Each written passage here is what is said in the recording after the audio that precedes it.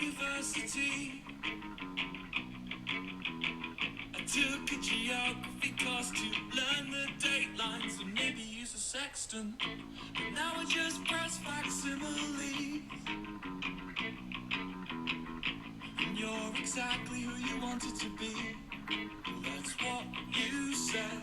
'Cause you wanna watch TV and sleep all day and lay in bed, but you're forgetting that I've got to go to work and eat my food and pay my rent and reproduce, then feed those kids and maybe use a sextant. I don't miss you. I miss the thought of what we were. 'Cause this is the part where I shut up and let you invest my brain. Wrap your arms around my cortex, get you in, and let you train. Never get rid of me. Oh, I'm like a fucking disease. I'll make a home in your gut. 'Cause it's somewhere warm to sleep.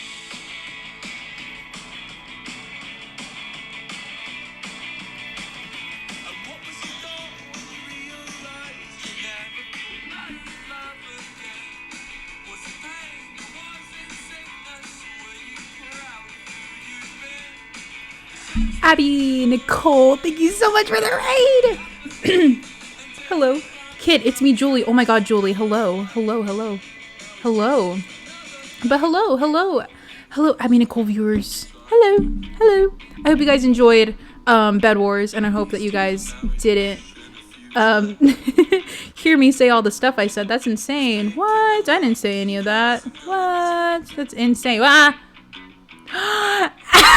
Abby, you crazy. Thank you so much for the tier 1 sub, you crazy person. But yeah, I hope that your stream was well. I hope that you had fun on it and that we were so much fun. It looks like it's lagging a bit. Bum. Cause this is the part where I shut up. But yeah, thank you so much for the raid. I'm so happy. Had a lot of fun on your stream. It was so much fun. But yeah. Hello, Onyx. Welcome to the stream. We're happy. We're in our happy moment right now. Somewhere warm to sleep. Let's see. We're having fun right now. We're jamming. Thank you for joining. Of course. It was so much fun. Totally down to do it again whenever you want to. How are you doing? I'm doing well. I just got off of Abby's stream. Abby Nicole, if you haven't already, make sure you drop a follow. We were playing Bed Wars, and we also did, we were doing MCC Real, because we're the next MCC team, because we're so good. Here, let me see if I can fix this. Maybe use a sextant. Yeah. So we're having a lot of fun. But now we're on to PAsserine. Red, hello and welcome to the stream. We are reading PAsserine Chapter 3 today, but I'm gonna give some time so that that people can start filtering in, having fun. Even though we're not gonna have fun, because quick recap of yesterday's stream. PAsserine, so it's a SBI based fanfic. So SBI is Sleepy Boys Inc. I think, right? I think that's how you say it. So that's gonna be like Tommy, Wilbur, Technoblade, and Wilbur Filza, sorry. And so it's like this SMP where they're like, it's like a royal AU alternate universe kind of beat. So that's what it is. So it's a really sad book. It gained popularity a while ago, like especially through TikTok. And so I had done a late night reading stream, and my chat was like, "Hey, you should read PAsserine." And I was like, "Okay." So now I've been reading it to them and you guys, basically. So yeah. So we're gonna get started maybe around the 10-minute mark. I think give some people some time to get in here. I'm gonna see if I can. Okay, you're gonna probably hear my audio kind of fuck up right now, because I'm gonna switch some stuff around. Okay, so just hold on a moment. Okay, I promise. Because I'm seeing... Or no, I think we're okay. I think we're okay, actually. Are we okay? How's audio doing? Put a Poggies in the chat when you hear this.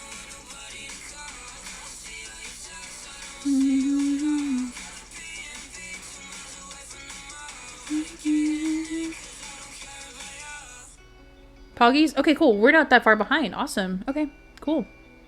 So yeah, I'm gonna go ahead and go and just chatting and see if everything's... Yes, there we go. Also, why is my follower goal not... Okay, well now... Ooh, shit.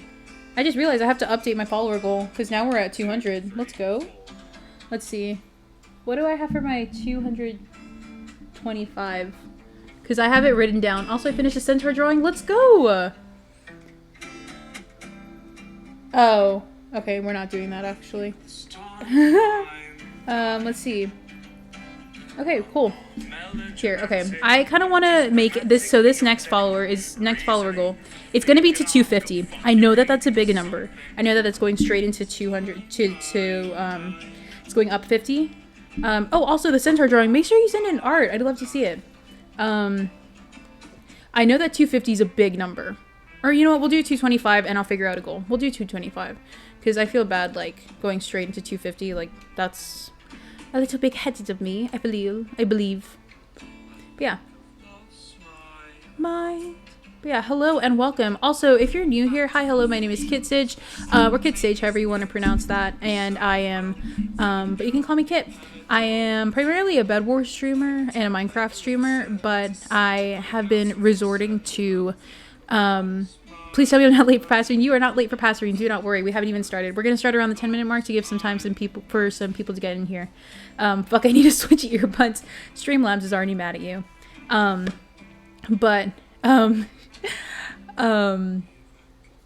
was doing my introduction. I forgot.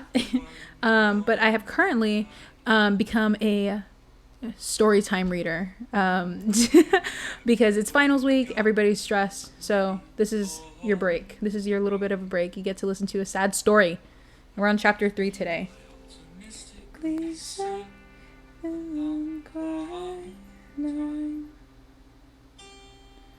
Let's see. I'm trying to get something fixed. Me, like, what's PAsserine / general question? I'm glad you asked. So PAsserine is a oh wait, hold on. Why? Hold on. Let's see.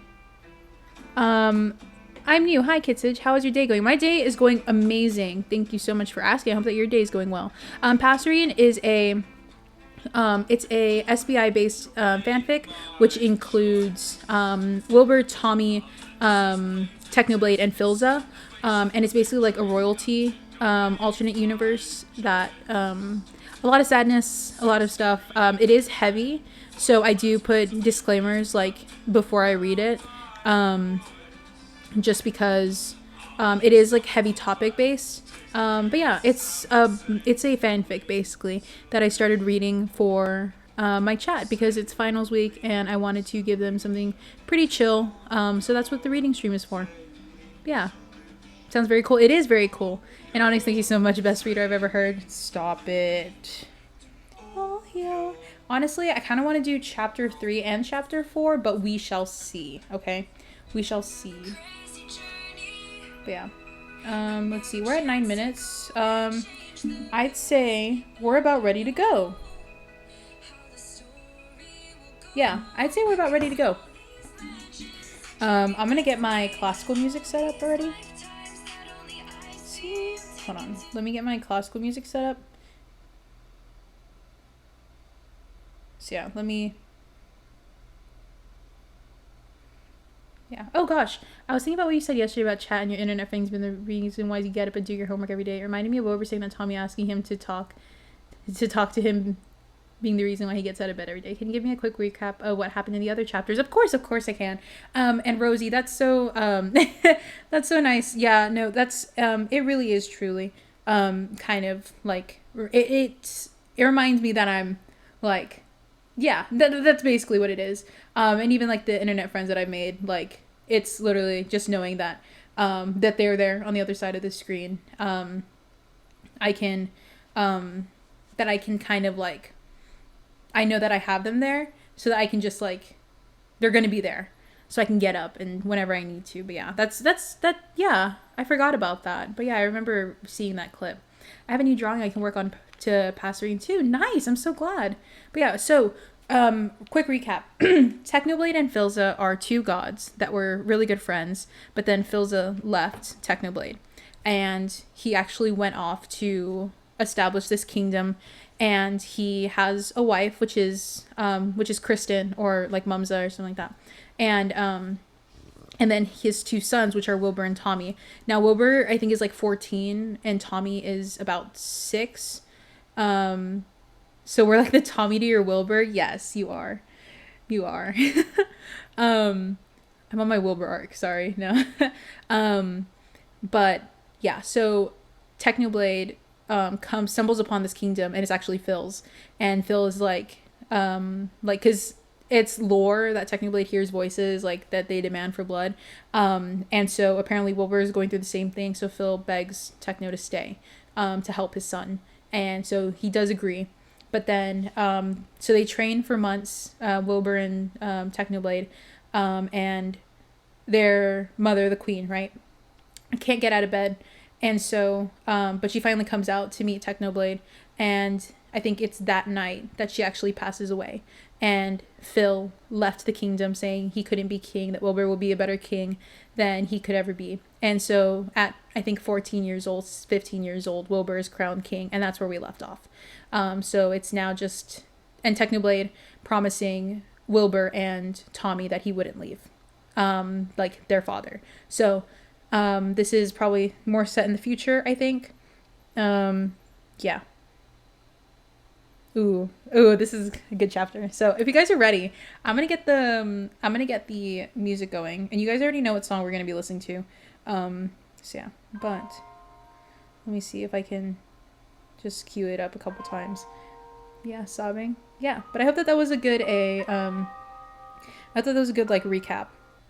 Yeah, so we have Cafe 1930 from Histoire du Tango, and that's because that's from the PAsserine animatic that Satis did. So we're gonna read it. Okay, are you guys ready? Are we ready for it? Because I'm really excited. I hope you guys are ready. Okay, I'm gonna start, and I'm gonna start off with obviously the title. So PAsserine, Chapter 3. When the cold wind rolls in from the north, what am I to do? So this is the summary. No, Tommy began, rethinking his words even as he was saying them. Being king has nothing to do with it. I guess I mean it was different before he started choosing being king over being my brother. Oh, Tommy. The sadness in Techno's voice made Tommy's eyes snap open. You think he has a choice?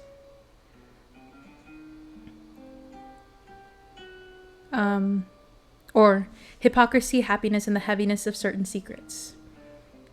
I wonder who the person is that asked Kit to read. I forgot. I can't remember who asked me to read Passerine, and I know it was. I'm so sad that I can't remember. I'm probably gonna go back on like stream to see it. But yeah, whoever it was did a good choice. But yeah. Anyways, okay. So notes, guys. Trigger warning. This does have panic attacks. So if you need to step away, please make sure you take care of yourself, and it will totally be okay. And yeah. So we're gonna go ahead and start. Okay. Make sure to take care of yourself. Sit down, good blanket, good snacks, all that stuff, okay? Okay, ready? Tommy knew a thing or two about secrets. He was 5 years old when he first heard the word, whispered from father to son. Let's keep this a secret, all right, Will? Dad had said in the gentle hush of midnight, unaware that Tommy was right outside the library door, hanging on to every word. Even then, Tommy must have known Wilbur was special, if Dad was speaking to him like that. Not like he was an annoying child, but like they were equals, bearing the same burdens and battle scars. But what if they never go away? Wilbur had whispered back. Tommy had never heard his older brother so frightened. Tommy walked away before he could hear the rest of the conversation he was obviously not privy to. Looking back, perhaps a part of him wanted to preserve his gilded image of his older brother, like a dead fossil crystallized in amber. Because older brothers were never scared. Older brothers never bled. Older brothers never cowered. Older brothers were immortal. He would hold on to that belief until it was too late. He was 6 years old when he got to keep a secret of his own, and truly understood its burden. A year later, and his brother is crowned.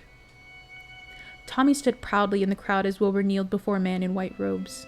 The sunlight from the windows caught in the jewels of the crown held over Wilbur's head, a crown that was once their father's, but no longer.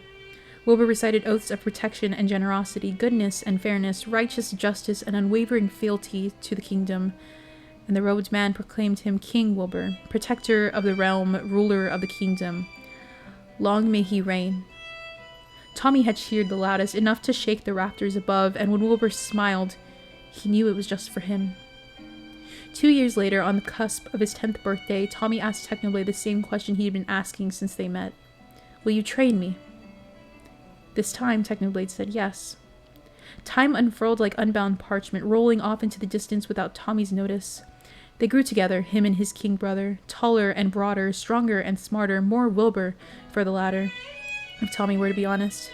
Wilbur's duties took him from Tommy more often than not, but that was alright too, because Tommy had Techno. They would spar and talk until Techno was inevitably called back to the king's side, but by then Tommy was appeased. The days he was alone were the worst, but mostly indistinguishable in their monotonous quiet. On one of those days, he found himself drifting aimlessly through the castle. Halfway down a vaguely familiar hallway, he heard something that had been sorely missed since his mother's death. Music. He followed the sound to a door that was slightly ajar. Tommy held his breath as he looked through the crack and then lost his breath altogether when he found the source of the mournful melody. Wilbur. Tiredness etched into the slope of his shoulders and the skin under his eyes, strumming his guitar, cursing as he missed a note or two, but still continuing, still playing, still soldiering on.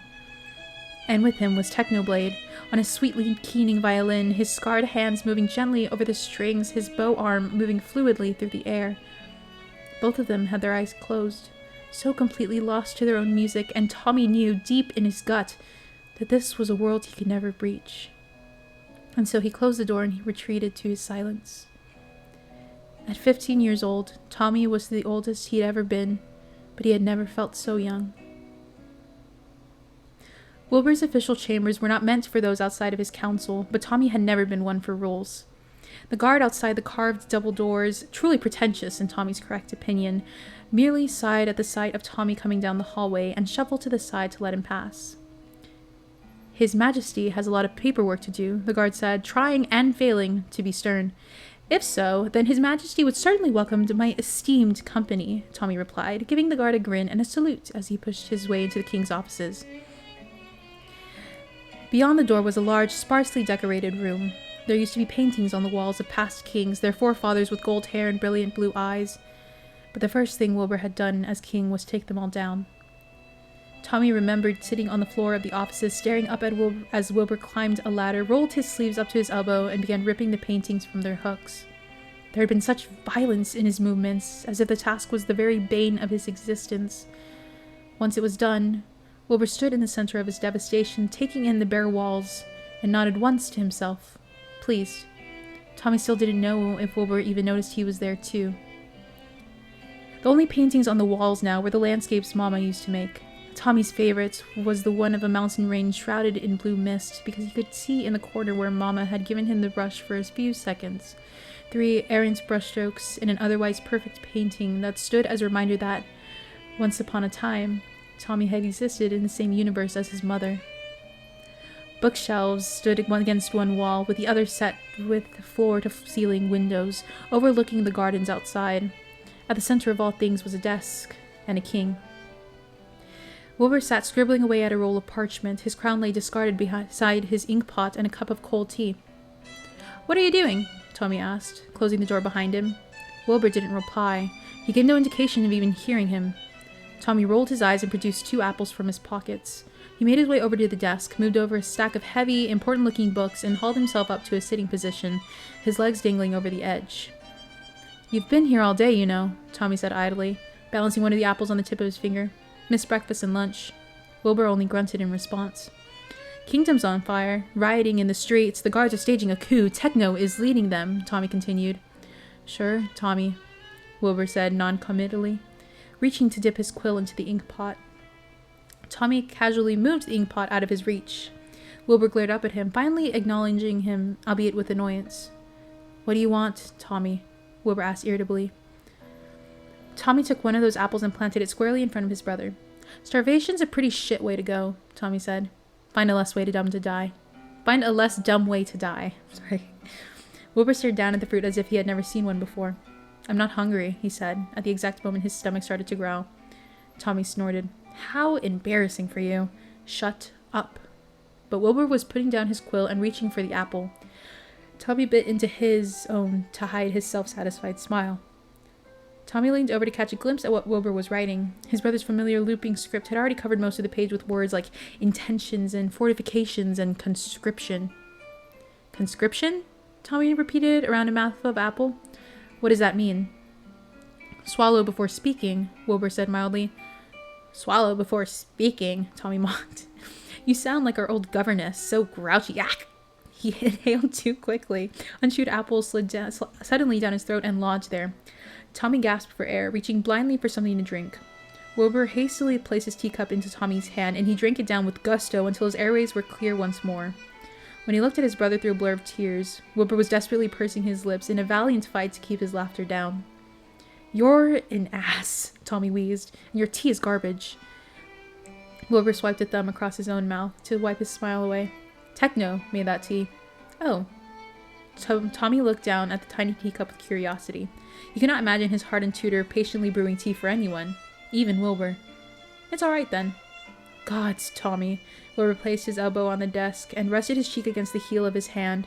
The look he gave Tommy was one of utmost affection, despite the obvious exhaustion etched into every inch of his face. "Will you ever grow out of your hero worship of him?" Tommy took another, considerably smaller, bite of his apple. He chewed on the sweet pulp, thinking all the while of the pink-haired tutor that had taught him and Wilbur all they knew of survival, and not just through fighting. Techno could have left. He should have left after those long nights of Tommy waking up crying, Wilbur's dark moods, days where both of them felt so afraid that unraveling each other felt like the only way to fix it. A frustration and anger with no other way out than screaming. But he stayed. He stayed to watch Wilbur be crowned, stayed to be his most trusted advisor, stayed and kept him together when everyone else expected the boy king to fall apart under the pressure. He stayed and marked Tommy's height on one of the statues in the trading pavilion, despite his insistence that Tommy had not grown an inch. He stayed even after Wilbur forced him to attend balls and galas, and endured each one of Tommy's jibes about the pompous suits he was made to wear. How on earth could Tommy grow out of worshipping someone like that? Tommy swallowed, shrugged. "Maybe if you were awesome, I'd hero worship you too." Wilbur scoffed. "I am awesome." "Wilbur, if you have to say I'm awesome to prove you're awesome, you're not awesome." "Do you remember," Wilbur said suddenly, straightening in his seat and staring at the blood-red fruit in his hand, "when we used to pick these with Mother?" "And Dad," Tommy almost added, before catching himself. "We'd go down to the orchards with big wicker baskets," Tommy remembered. "You used to lift me up on your shoulders so I could get the ones on the higher branches." A wistful smile tugged on Wilbur's lips. "I probably can't lift you now." "I'm not that heavy." Wilbur shook his head. "It's not a matter of whether I could. It's a matter of whether you'd let me." Tommy opened his mouth to retort, then quickly shut it before he realized it was true. He probably wouldn't appreciate being on Wilbur's shoulders, nor would he even need to.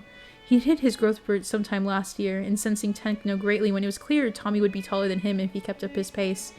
That meant he would soon be taller than Wilbur too.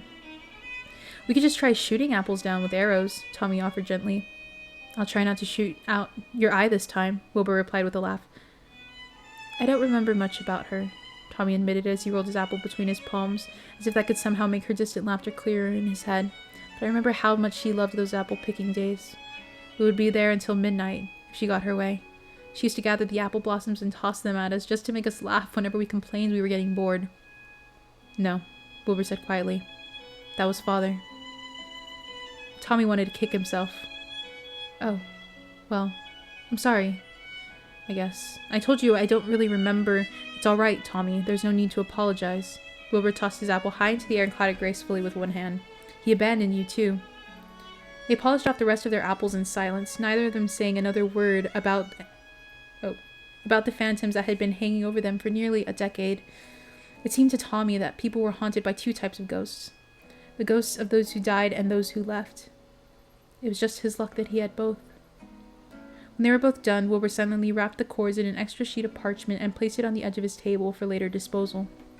As he did, Tommy's attention was drawn back to the letter Wilbur had been working on when he entered. You didn't answer my question, Tommy said, idly kicking his heels against Wilbur's desk. What does conscription mean? Wilbur sighed as he took up his quill again. You don't need to know, Tommy. Tommy bristled at this careless dismissal. I'm a prince of this kingdom, Wilbur. I deserve to know. Wilbur quirked an eyebrow at him. Oh, suddenly you're interested in the affairs of the realm? I've always been interested. What's our highest earning exported product then? Tommy scanned the table. Apples? Tea? Parchment? Wilbur rolled his eyes. You are a ridiculous child. He began scribbling away at the letter once more. I'm not a child, Tommy murmured. You are. Look at yourself. You're supposed to be a prince, and yet you spend your days play fighting with Techno, or annoying the guards, or annoying me. What part of your behavior isn't childlike? Wilbur's quill stopped in the middle of the sentence as his words settled over them. Tommy felt heat rise to his cheeks and hurriedly got to his feet before Wilbur could see. His gut churned at the insult, and the lingering taste of apple on his tongue turned rancid and bitter. Tommy, Wilbur called out, but Tommy was already making his way towards the door. Tommy, wait! You're not the fucking boss of me, Tommy spat without turning, lacing his words with venomous anger. I am, actually, but that's besides the point. Tommy heard Wilbur's feet scrape against the floor, but no footsteps running after him. Tommy, gods, you're proving my point if you walk out that door. I don't care. Screw you, Wilbur, screw you. Tommy threw the doors open, startling the guard outside. He marched past the threshold, slapping at his cheeks as if that might somehow dissipate the shame gathering there.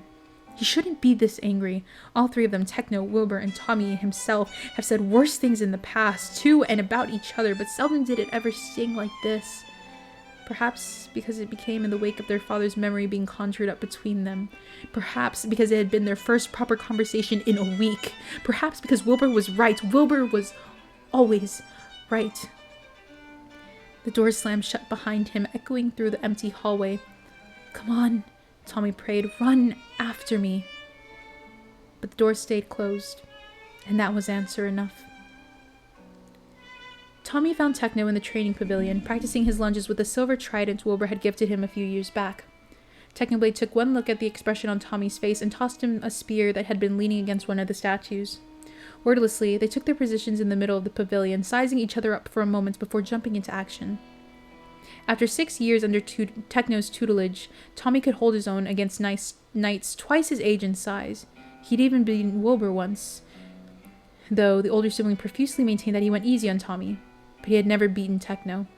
Tommy was sure even Wilbur, who'd been training with Techno for longer, had never won against their tutor.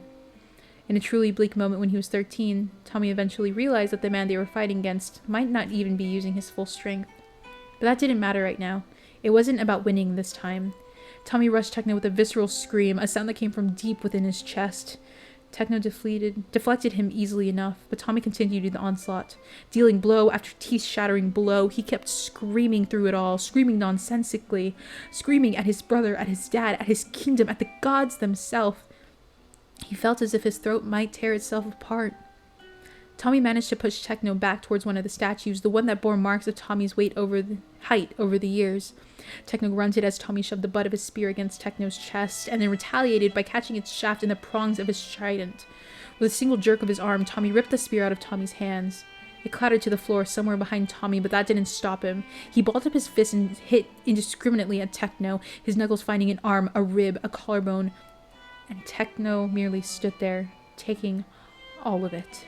He let Tommy burn his anger away into exhaustion without a word of protest. When Tommy collapsed to the ground, a heaving, sweaty mess, Techno silently placed his own weapon to the side and laid down beside him. They spent half an hour just like that, staring at the roof, listening to Tommy's harsh breathing slowly wind down. Neither of them spoke. Neither of them needed to. Silence was a language in and of itself, and Techno was the most fluent in it. And so he was the one who knew just how to break it. Let me guess, Techno drawled. You and Wilbur had a fight again. Tommy exhaled through his nose. Called me an annoying child, he muttered. He does that every day, Tommy. I know. It was different this time, though. He might have actually meant it. Ah. There was a rustle of fabric as Techno crossed his arms under his head. Well, Wilbur's not having a very fun week, so I take anything he says with a grain of salt. I wouldn't know that, Tommy grumbled. Neither of you tell me anything. You never expressed a desire to be told. I would appreciate being told regardless. Noted, then. Another moment of silence stretched before Tommy whispered, "He didn't even run after me. He would have before." Out of the corner of his eye, he saw Techno shift, so he was looking down at him, arm braced against the floor. When Techno spoke again, his voice was patient. Before what? Before he was king? Tommy sighed. He felt like his lungs had come loose in all of the chaos. Everything in his chest was all too tight, all too sore. He closed his eyes against the pain, seeing his brother in the darkness, brown curls falling over his eyes as he bent over his guitar, smiling at his own music. Tommy would give anything to hear Wilbur play like that again. "No," Tommy began, rethinking his words even as he was saying them. "Being king has nothing to do with it. I mean, it was different before he started choosing being king over being my big brother." "Oh, Tommy." The sadness in Techno's voice made Tommy's eyes snap open. "You think he has a choice?" Tommy rolled over to finally look at Techno in the eyes. Not much had changed with Techno over the years. He still kept his hair long and occasionally let Tommy braid it. His hands remained as scarred as ever, with some fresh ones now, and again from adventures he told no one about, and he still wore shirts with too many ruffles for Tommy's taste. But he no longer had the emerald earring he used to wear when they were younger. Tommy couldn't remember the last time he'd seen Techno with it. In its place was a sapphire Tommy had given him 2 years ago, mostly as a joke, and he'd only admit he was pleased to see Techno wear it under the threat of death. Techno's expression was shuttered, in that way of his whenever uncomfortable topics came up. His past, state secrets, Dad.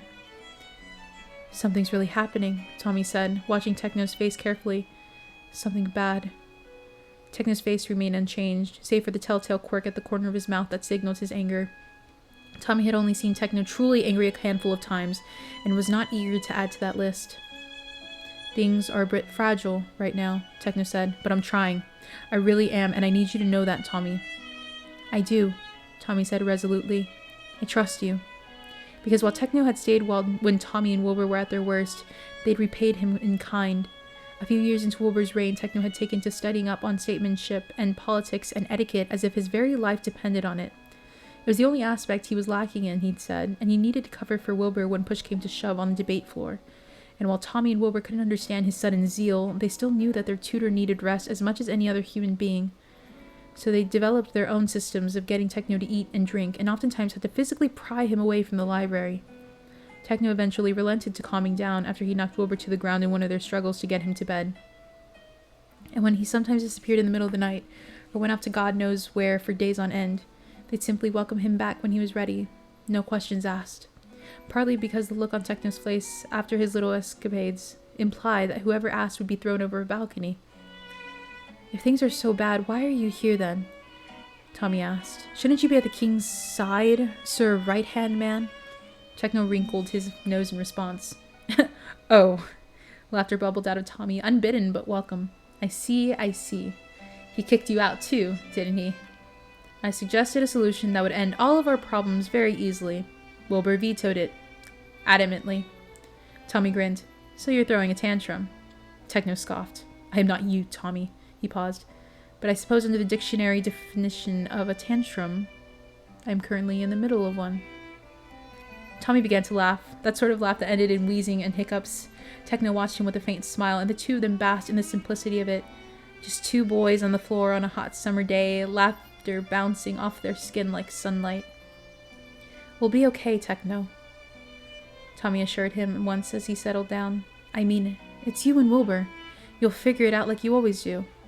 Techno stared at Tommy for a moment before quickly looking away. "That's enough saccharine garbage for one day, I think.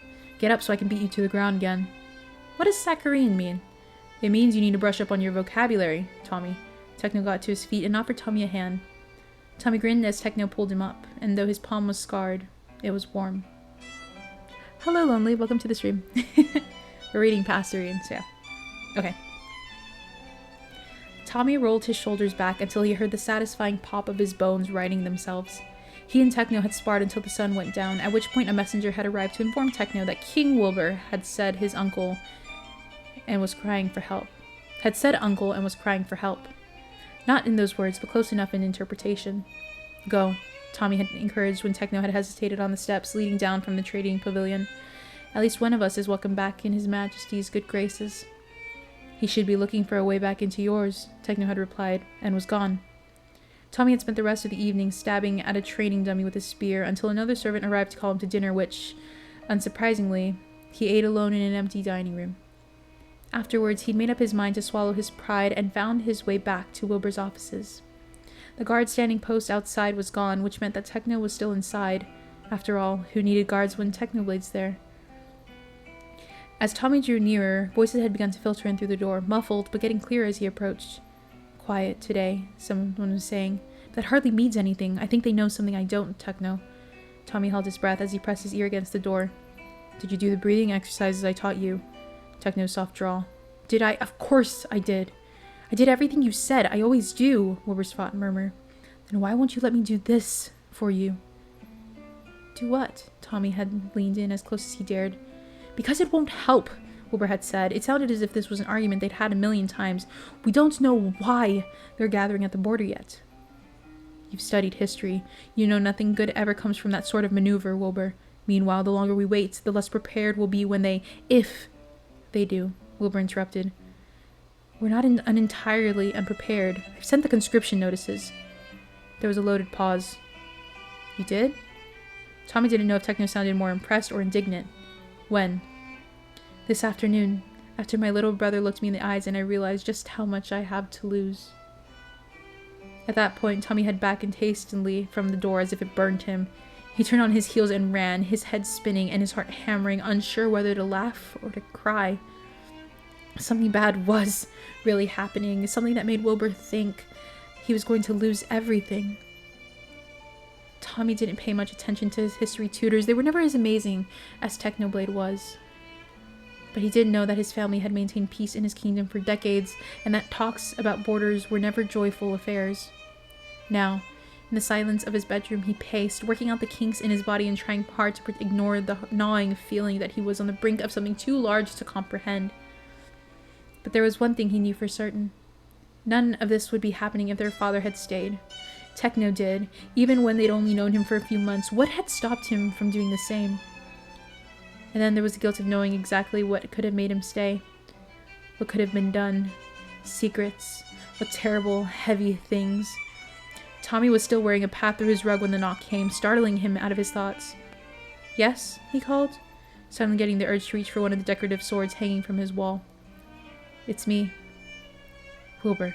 Tommy relaxed, and then jolting back. Wilbur? Tommy opened his door, slowly, unsure of who was waiting on the other side, the king or the brother. But standing at the threshold, his shoulders slumped and his smile tired, was just Wilbur. Hello, Wilbur said. Can I come in? Tommy rolled his eyes. Techno told you to come, didn't he? The smile slipped from Wilbur's face. Does it matter? He asked exhaustedly. Suppose not. Tommy stood back to let Wilbur inside. Wilbur crept in like a tourist, looking at every inch of Tommy's room like every little thing was a priceless artifact. When had Tommy last allowed his older brother into his bedroom? Most likely around the same time Wilbur moved his things into the king's quarters. I like this, Wilbur said idly, pointing at an ancient morning star hanging next to the door. Really ties the room together, I think. Cut the crap, Wilbur, Tommy snapped, the morning's vehemence returning like bitter waves to the shore. Just tell me why you're here. Wilbur sighed as he threw himself down on one of the spare settees. We need to talk, Tommy. All right. Tommy leaned against the wall and crossed his arms, watching Wilbur suspiciously. Talk, then. Wilbur crossed his legs and returned Tommy's scrutiny tenfold. His dark eyes seemed to be made for the very purpose of staring people down. First of all, I would like to apologize for what I said earlier. You are never an annoyance to me, Tommy, but you are a child. Wilbur held up a hand to silence him. Let me finish, he said, wielding not yet the authority of a liege, but of a firstborn sibling. You are a child. That isn't a bad thing. You're allowed to be what you are, and you're young. But that's also the reason why I thought it was best to keep things from you. In my efforts to protect you, I drove you away, and that's the last thing I want. And you're right. Speaking with Techno did help me come to that conclusion, but we all need Techno's help now and again, don't we? Tommy scoffed, but he knew he couldn't disagree. Wilbur knew it too. I don't need to be protected, Wilbur, Tommy said weakly. Then why do you always look so sad? Tommy's eyes locked on Wilbur's. What? There was a world's worth of pain in Wilbur's expression. Whenever you think no one's watching you, You look so sad, Tommy, but I see you. You joke and laugh and shout all day, but the moment you're alone, you get this look on your face. Like you're carrying some heavy weight and you're trying to find somewhere to set it down, but there's nowhere. I've seen that look before, Tommy, and that's why I'm scared for you. Because Father, don't, Tommy croaked. Don't compare me to him, Wilbur. I am nothing like him. Prove it then. Wilbur suddenly stood, making Tommy jerk back against the wall. Do what he never had the guts to do and tell me. Tell me what's wrong, Tommy. Tell me what you're carrying and I'll help you. Tommy's chest felt tight with the pressure of the decade-old secret, his eyes instinctively scanning the room for an exit, some way out, some way to never speak of this again. He wanted nothing more than to melt into the wallpaper behind him and never see the light of day again. Wilbur's expression softened at Tommy's panic, and he slowly sat down on the settee. I'm sorry, he said gently. I didn't mean to... He pinched the bridge of his nose and let out a long sigh.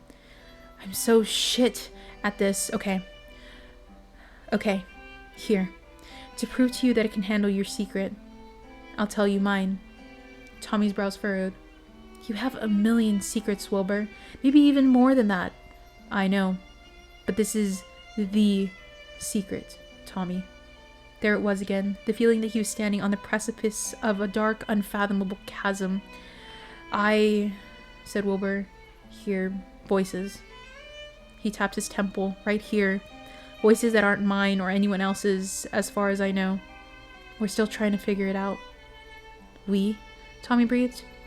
Techno and I. Ah, of course. Tommy leaned slightly forward, confusion and fear warring in his gut. What do these voices say? Sometimes they're cryptic, vague, talking about fate and strings. Sometimes they just taunt me. And sometimes it's worse. So much worse, Wilbur said as he took a shuddering breath. And right now? Tommy asked, not sure if he wanted to know the answer. Right now, Wilbur said quietly, they're telling me to kill you. Tommy's breath caught on his throat. He was suddenly very aware of how many weapons, decorative or otherwise, he had on his walls. Wilbur, you can't... I'm not going to do it, Tommy. Wilbur said, sounding hurt that Tommy might ever think the opposite. I would never hurt you. But the voices, they're saying it's inevitable. That it's your destiny to die by my hand. That this is a story that's been told many times over and we can't change how it ends. And how does it end? Badly, Wilbur whispered. His tone made it clear that whatever it was, Tommy was not prepared to hear it. Well, you don't actually know what the voices are saying are real, right? Maybe it's all nonsense and it won't actually happen. But it already has. Wilbur swallowed, and both he and Tommy steeled themselves for what he was about to say. 2 months ago, the voices told me there was something coming. That an army was gathering at our northern borders. But we don't have any enemies. That's what I thought too. But I sent some spies to investigate just in case, and they confirmed it. Wilbur steepled his fingers, his eyes as hard and dark as polished iron. Just like the voices said. A war might be coming, Tommy. What was it that Techno had said? Wilbur's not having a very fun week. Tommy might laugh at how huge of an understatement that was if he wasn't too busy choking on his own tongue. War. Such a small word for such a big thing. Well, Tommy slid to the floor as his legs gave out. That's that then.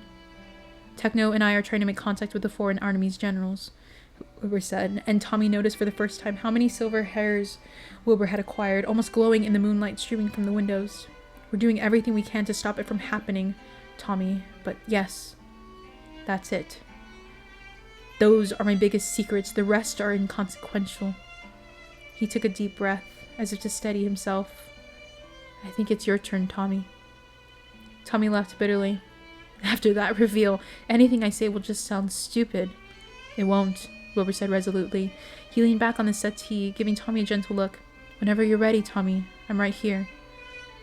Tommy drew his legs toward himself and wrapped his arms around his knees, clinging on for dear life. This was too much. too fast. He wanted to yell. He wanted to crack his fist open on the marble statue with Techno's little markings. He wanted to pinch himself and wake up yesterday when nothing was wrong except for the gnawing pain in his chest that had never gone away. Even 9 years later, he wanted his parents. The world had suddenly gone dark, and in the shadows, Tommy finally let go. You want my secret, Wilbur? He pressed his face against his knees, as if that might hide his shame from the world. I saw him. There it was. The truth, or confession, or both. That night, I saw him. He heard Wilbur suck in a breath. There was no need to elaborate. Between the two of them, there was only ever one he, and only ever one night. He kissed my hair, and that's what woke me. I saw him walk away from my bed towards my window. I saw him open it, and I saw him climb out, or jump out. I want to say he flew out like a bird, but I don't remember that part very well. What I do remember is just lying here, fully awake, knowing something was really fucking wrong. I just laid there. Tommy's eyes began to sting, so he closed them before the first of the pathetic tears could fall.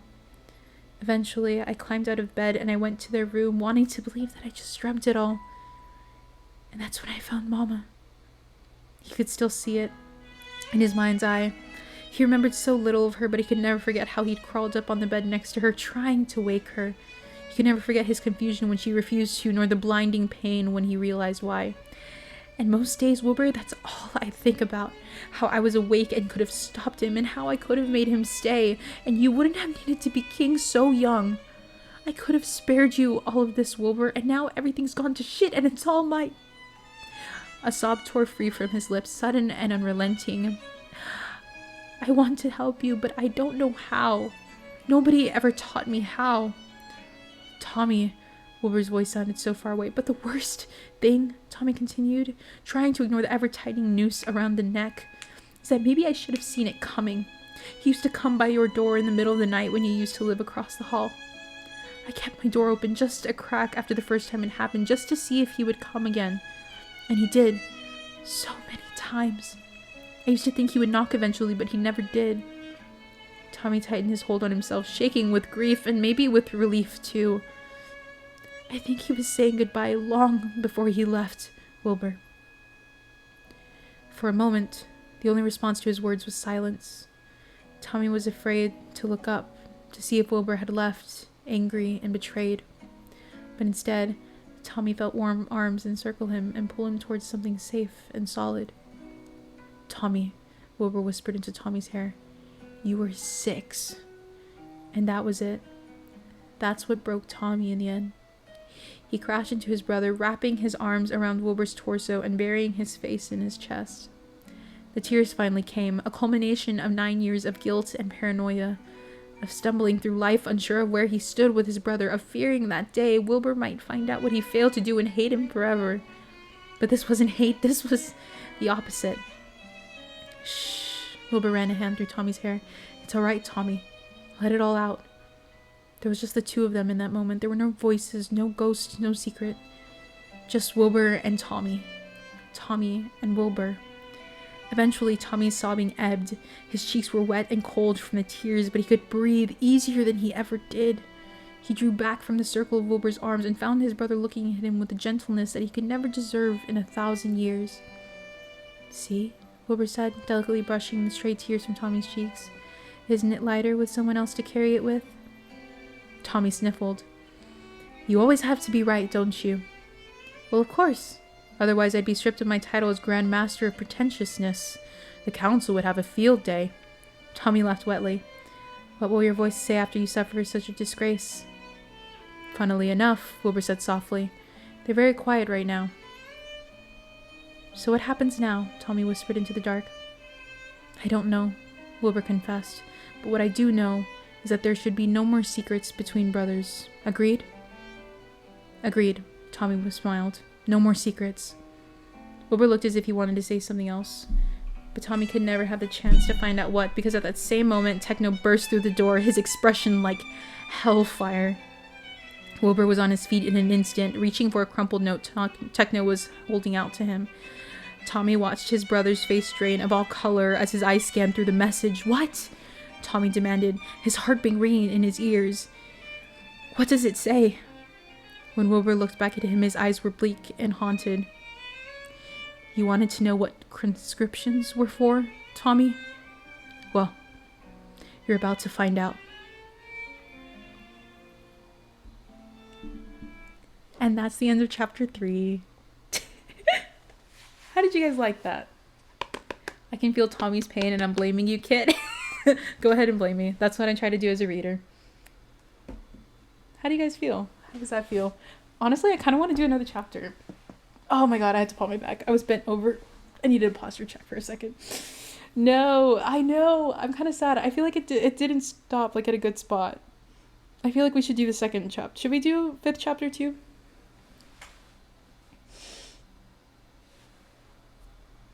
Let's see. I know.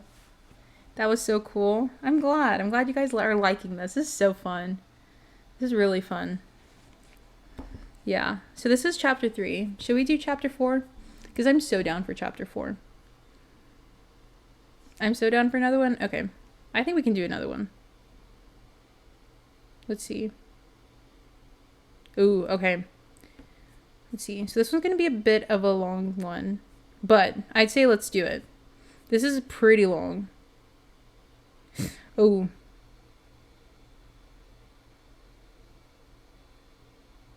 Whoa. Oh, ooh, I don't know if we should do this tonight. Oh, no. I don't know if we should do this one tonight. This is hardcore. I don't know. Like, I'm so down to do it. But this is going to be a really heavy one. I am going to say that. If your voice is up for it, Kit, go ahead. My voice is totally up for it. Kit, you're going to kill me. I'm going to say that this is a pretty sad chapter. Okay. Fuck. Okay. I say we can do it.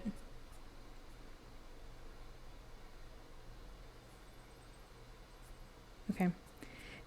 This is a hardcore chapter.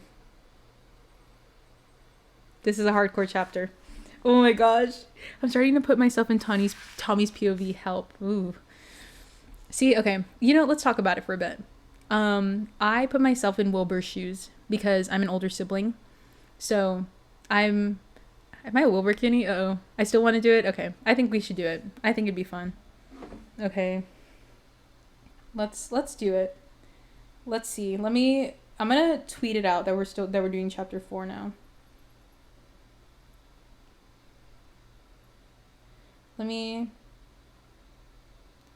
Let's see. Now reading chapter 4. And this is a big one. Yeah. Yeah, so let me just get the messages out. I think we should do it. I think so. I'm feeling good. Let me just put it on. Okay. I'm so down. I think so. I think it'd be really fun. So far, PAsserine has yet to make me cry through though Mums of Death came close. Oh, this is gonna suck. So I'm a youngest sibling, so I know what it's like. And yeah, I get you. Okay. So this is gonna be hardcore, okay? So I'm gonna make sure that I cue enough of this. Because each play of this song is about 8 minutes. And I think this one might take a good hour to read through. I wouldn't be surprised. That was not enough. Okay, hold on. Oh no, my chat. It's broken. Okay, I think that should be enough. We'll do 2 more. Okay. I'm the oldest sibling, so I relate more to Will, but I can also get Tommy. Yeah, I can get that. Okay. Are you guys ready? Any trigger warnings? I'm going to read the summary and it comes with trigger warnings. So, yes, there are trigger warnings in this one, I do believe. So, yeah. Okay. PAsserine. Chapter 4. My birds of a kind, they more and more are looking like centaurians. Summary. All able-bodied citizens of the kingdom are called to the king's castle. Oh no, it'll take an hour? I don't know. It really just depends. Because it is quite a long chapter. I have to wake up early tomorrow? Okay, then how about this? Well, I say you can fall asleep to it, and if you really want to, whenever you have something that you're not, that you're kind of just doing and you're just chilling, you can totally watch the VOD. You can just have it listening like an audiobook. Or I can wait till tomorrow. The thing is, I just don't know what time I'll be able to stream tomorrow. It might be another late night stream. But, because a part of me wants to get through chapter 4, because then I may have to leave halfway through. That's totally okay. And you can listen to it. You can finish it later. Because I think tomorrow I want to finish the last 3 chapters. And then, finish the last 3 chapters. And here, I'm going to pause the music. I want to finish the last 3 chapters tomorrow. And then we watch the animatic. Because Sunday, I have a super exciting stream planned. And you guys won't want to miss it. Yeah, when I get tired, I'll take the timestamp of the VOD. Yeah, go ahead. But yeah, I'm going to go ahead and start, okay? So I'm going to start with a summary. Chapter 4. My birds of a kind. They more and more are looking like centaurians. All able-bodied citizens of the kingdom are called to the king's castle, the letters all said, carrying from bustling towns to quiet villages by messengers on the kingdom's most swift-footed horses and courier birds, taking to their familiar wing-carved routes. War is coming, and it is time to defend your motherland. Or war, warmth, and the act of welcoming someone home. Here are the notes. Chapters, trigger warning, and content warnings are followed. Violence, depictions of violence, assault, and death. This is a heavy chapter, so if you do need to step away, please step away. Because I understand, like, how this is a heavy chapter. Like, this chapter is, I won't be surprised if I cry. Because the thing is, when I'm reading, I put a lot of emotion into it. So, yeah. So, if you hear it, don't question it. Okay, ready? 3 men stood on a balcony where once there were 2. A mortal king, a mortal prince, and their red-eyed teacher. In the gardens below, travelers were gathering, most weary from their journey from every corner of the vast kingdom. Even now, more were still pouring into the capital city, staring in wide-eyed confusion, a conscription notice tucked into their pockets or crushed between nervous fingers. All able-bodied citizens of the kingdom are called to the king's castle, the letters all said, carried from bustling towns to quiet villages by messengers on the kingdom's most swift-footed horses and courier birds, taking to their familiar wind-carved routes. War is coming, and it is time to defend your motherland. The conscription letter had gone on to specify that only those over the age of 18 were to be included in the king's army. Many had chosen to ignore that. Among the horde trickling slowly into the heart of the kingdom was a brown-haired boy a year shy of the stipulated age. He kept the hood of his battered cloak up so no one could see the traces of boyhood still etched into his skin like a brand. Someone noticed. It was a girl with hair as pink as the hibiscuses she grew in her garden. She'd lived in the city all her life. Once. Okay, I'm a Pisces. I never did. Sorry, I saw that. That's funny. Okay. It was a girl. Once a man with the same hibiscus pink hair had walked into her flower shop, his eyes bleak and unfocused. He'd asked her if she had any yellow roses for sale and had bought it all. It was only later that she realized who the man was, but by then he'd already left, heading towards the woods that bordered the city. Now, she marched along the city streets that had become unfamiliar over the course of the week. She'd left her garden to the care of an elderly neighbor. A sign was left on her flower shop door telling hopeful customers that it was closed indefinitely. I guess that's Nikki. Yes, it is Nikki. A sign was left on her flower... there was nothing else to do now but follow the course of the crowd, keeping an eye on a stranger that was definitely much younger than her, wondering whether or not he'd outlive her. They were passed underneath the castle gates, where a woman they called the captain kept a watchful eye. She was under orders to turn away anyone too young, too sick, too old. But every time she looked into their eyes, she only saw herself. She'd clawed her way to her position, made sure to earn her reputation, and had stood guard over the royal family for over a decade. It was her stubbornness that got her to where she was, adorned with medallions from the king, both old and new. It was stubbornness that she saw in these people now. So while she did her duty by barring the way for the youngest, the sickest, and the oldest, if she turned away for a moment when an aged warrior did her best to hide the wrinkles on the backs of her scarred hands, or when a 17-year-old boy pulled his hood lower over his face, or when a strong-jawed smith from the city limped by her with a broken foot that wasn't quite healed yet, well, she would consider that her duty too. By the time the boy and the flower shopkeeper found themselves in the garden, it was crowded. People stood shoulder to shoulder, pushing and pulling like a tide on the trampled remains of the dead queen's flowers. The shopkeeper grimaced as her boots tread across petals and stems, violently returning them to their soil. The boy did not notice the flowers at all. He was staring up at a balcony, looking at the man whose call was answered by thousands. Most of them had never seen their king before, but they've all heard the stories of a boy crowned on the eve of his 16th birthday after his father's mysterious disappearance, or death, or assassination, depending on which rumors you believed, and guided by a strange advisor. A kingdom of peace would never had any reason to know the name Technoblade, but those who heard the folk story of a red-eyed emperor from a cold and distant land whispered amongst themselves at the resemblance, or the coincidence, or whatever word they could use to explain why the uneasiness brewing in their gut. The stories also said that the king was kind and generous, with the starry-eyed ambition that came with his youth, and that the younger prince could charm 1,000 detractors with his wit and humor.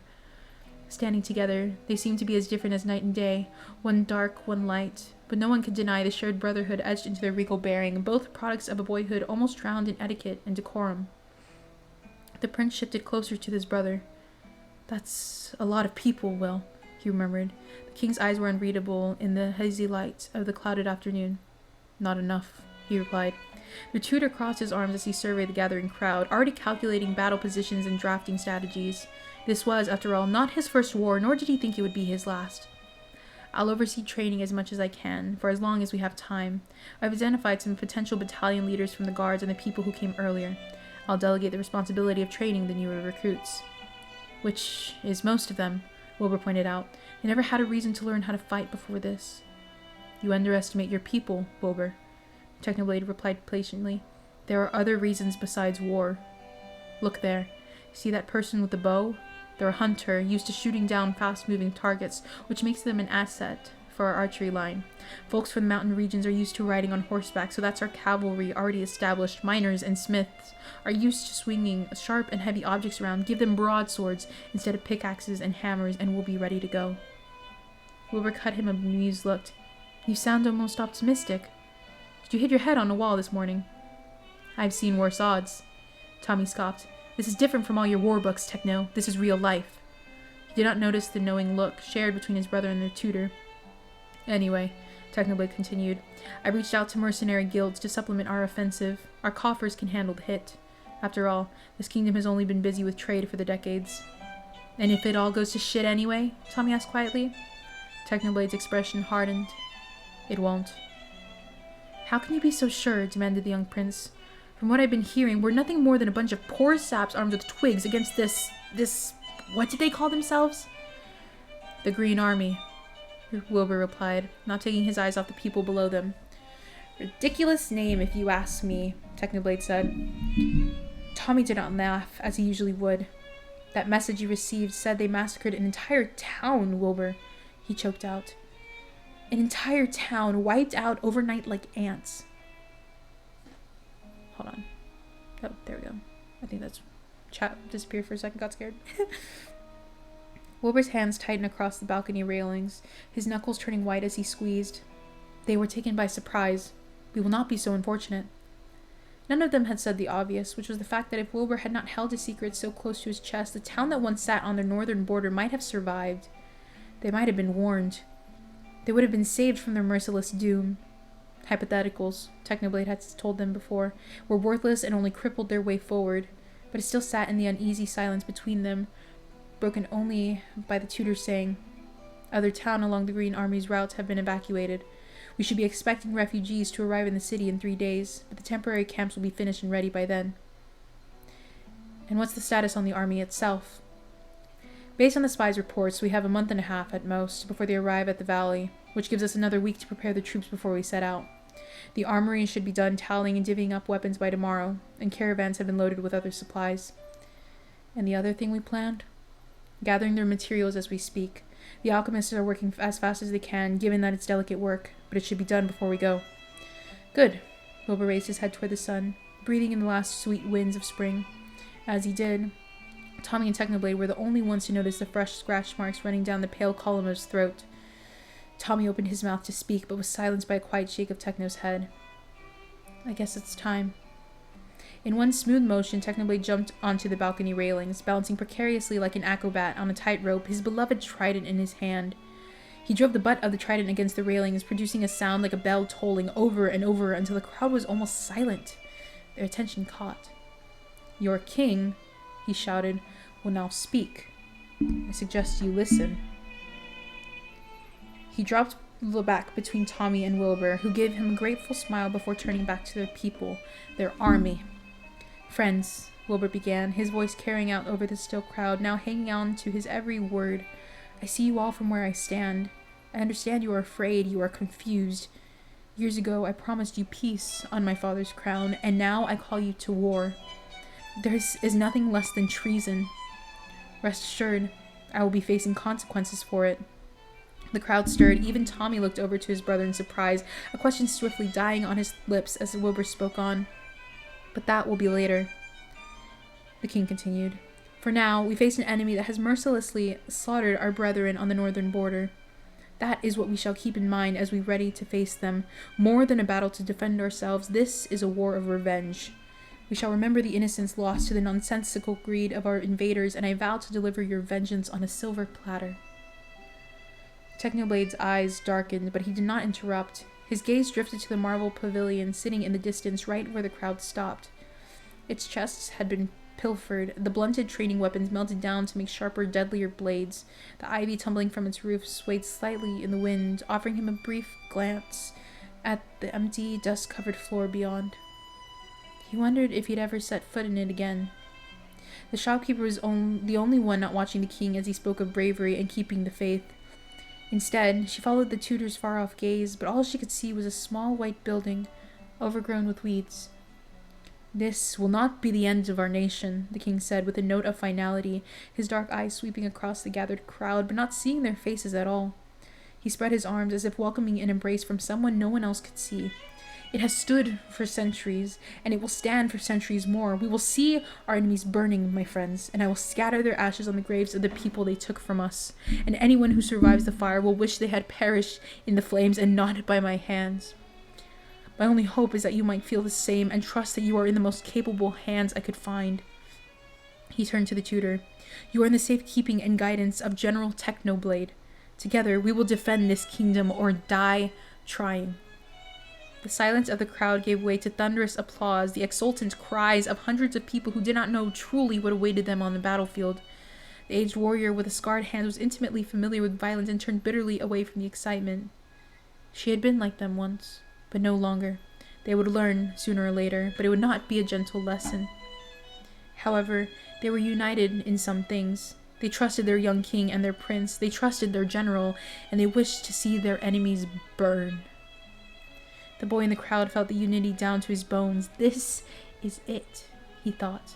This was what it meant to be a part of something, to belong.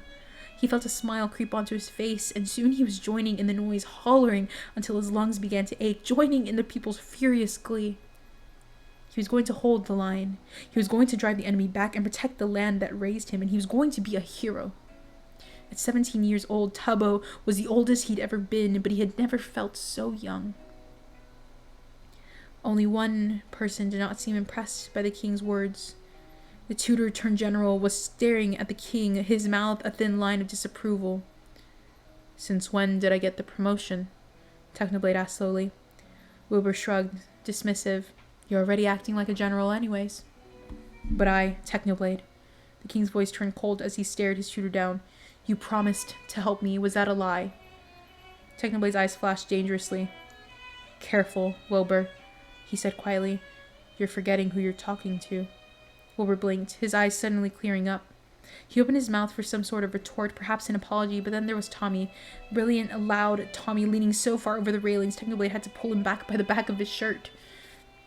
When he turned to them, he was beaming, his eyes bright in the afternoon gloom. "We're going to win," Tommy said, his ears still ringing from the crowd's approval. "We're actually going to win, aren't we?" Wilbur and Techno exchanged one glance, and all was forgiven. The conversation shelved for another day. The general still looked at the king with something close to concern, and the dark circles under the king's eyes were getting harder and harder to ignore each day, but none of that mattered anymore. If Tommy said they were going to win, then by the gods, neither of them would tell him otherwise. Not when he looked the happiest he'd been in a month. By this time next month, we'll be back to worrying about trade routes and bothersome sycophants. What the hell's a sycophant? Gods. The king gave his brother a look that was equal parts annoyed and adoring. Remind me to hire a better linguistics tutor for you when we get home. Tommy rolled his eyes. Good luck finding someone that can stand me. I'll chase anyone away in 3 days at most. Bet your whole damn life on it. Wilbur grinned at Technoblade. I can think of one person. Techno, will you finish that sentence? Technoblade drawled in his usual monotonous manner. And I will end your bloodline right on this balcony. I will throw you off, witnesses be damned. As the king and prince dissolved into laughter, for one shining moment children again, Technoblade found himself smiling. The sky was dark and bleak, but there, on that balcony, there was sunlight. It's you and me, said Technoblade, putting one hand on top of Tommy's head, the other on Wilbur's shoulder. One more time. Sorry, I almost hit off my mic. Sorry. The blue valley stretched before Tommy, disappearing into the hazy horizon. Oh, who's texting me? Hold on.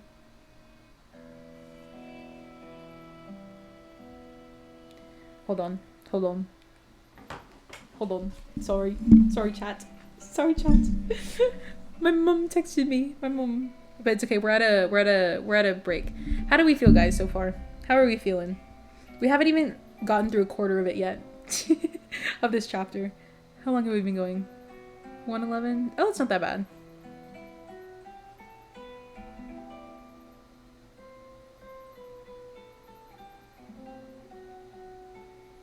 How are you feeling so far? Yeah. Sorry, my mom was texting me. I had to answer. Okay. Are you guys ready? Are we good? Loving this so much, I'm glad. Okay. This is gonna suck. I'm so sad. Okay. The blue valley stretched before Tommy, disappearing into the hazy horizon. The two mountains that bordered the valley rose menacingly in front of him, twin endpoints of the imposing mountain ranges that served... Yeah, chat's gone. Yeah, it's coming back. Mama Sage? Yeah, Mama Sage. She's texting me. Yeah.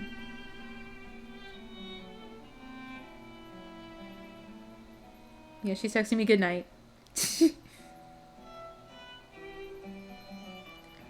I may have to go soon, but I can hold out for like 20 minutes. Please get rest if you need to. It's totally okay. The VOD's gonna always be there. Okay. At least I hope so. I won't delete it, so... Okay. He ventured down the hillside, keeping his eyes close to the ground. He rolled up his pant legs to keep them dry from the morning dew that clung to the underbrush, but it left everything below his knees vulnerable to the traps that had been set around camp. One wrong move and he'd lose a foot for his troubles, but he was determined to make the trip worth it. It had been a week since they'd arrived at the valley, and while that meant most of their preparations were finished, it also meant that the other shoe would drop any day now. Tommy could feel it breathing down his neck. The only way to combat it was relentless distraction, keeping his hands busy, so he traveled down the hill, one careful step at a time, until a flash of yellow in his periphery caught his attention. "Found you," he said, making his way over to the flowers clustered under a rock, almost indistinguishable from their blue iris neighbors, if it weren't for the golden center that earned them their name.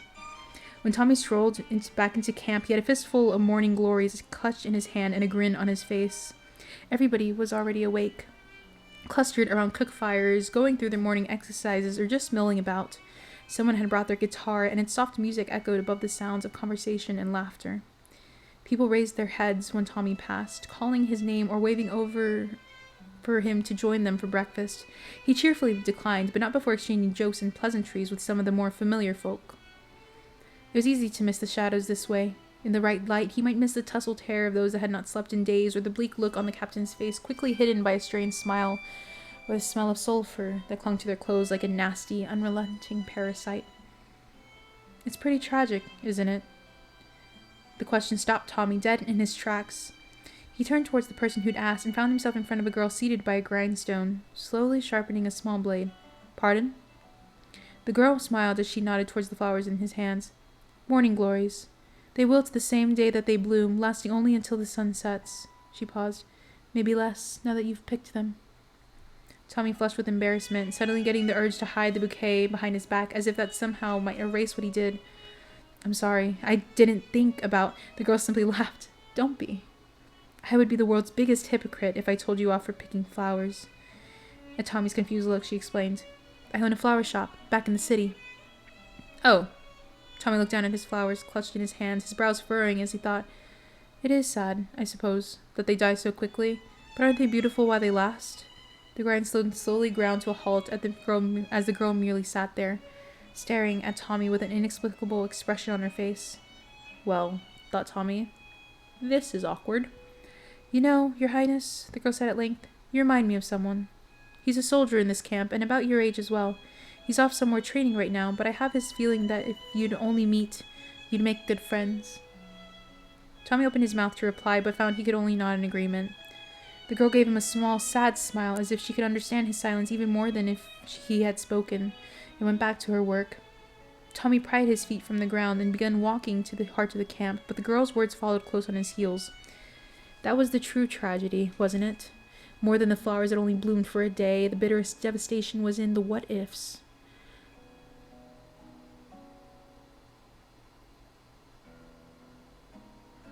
Sorry, I was reading chat. I didn't realize how late it was. I thought it was like 5. No, if you need to go to sleep, guys. The VOD's always going to be there. Okay. Tommy didn't understand why, but he found himself lingering in one scenario. A different life where he had met the person that he reminded the girl of, where neither of them were young soldiers.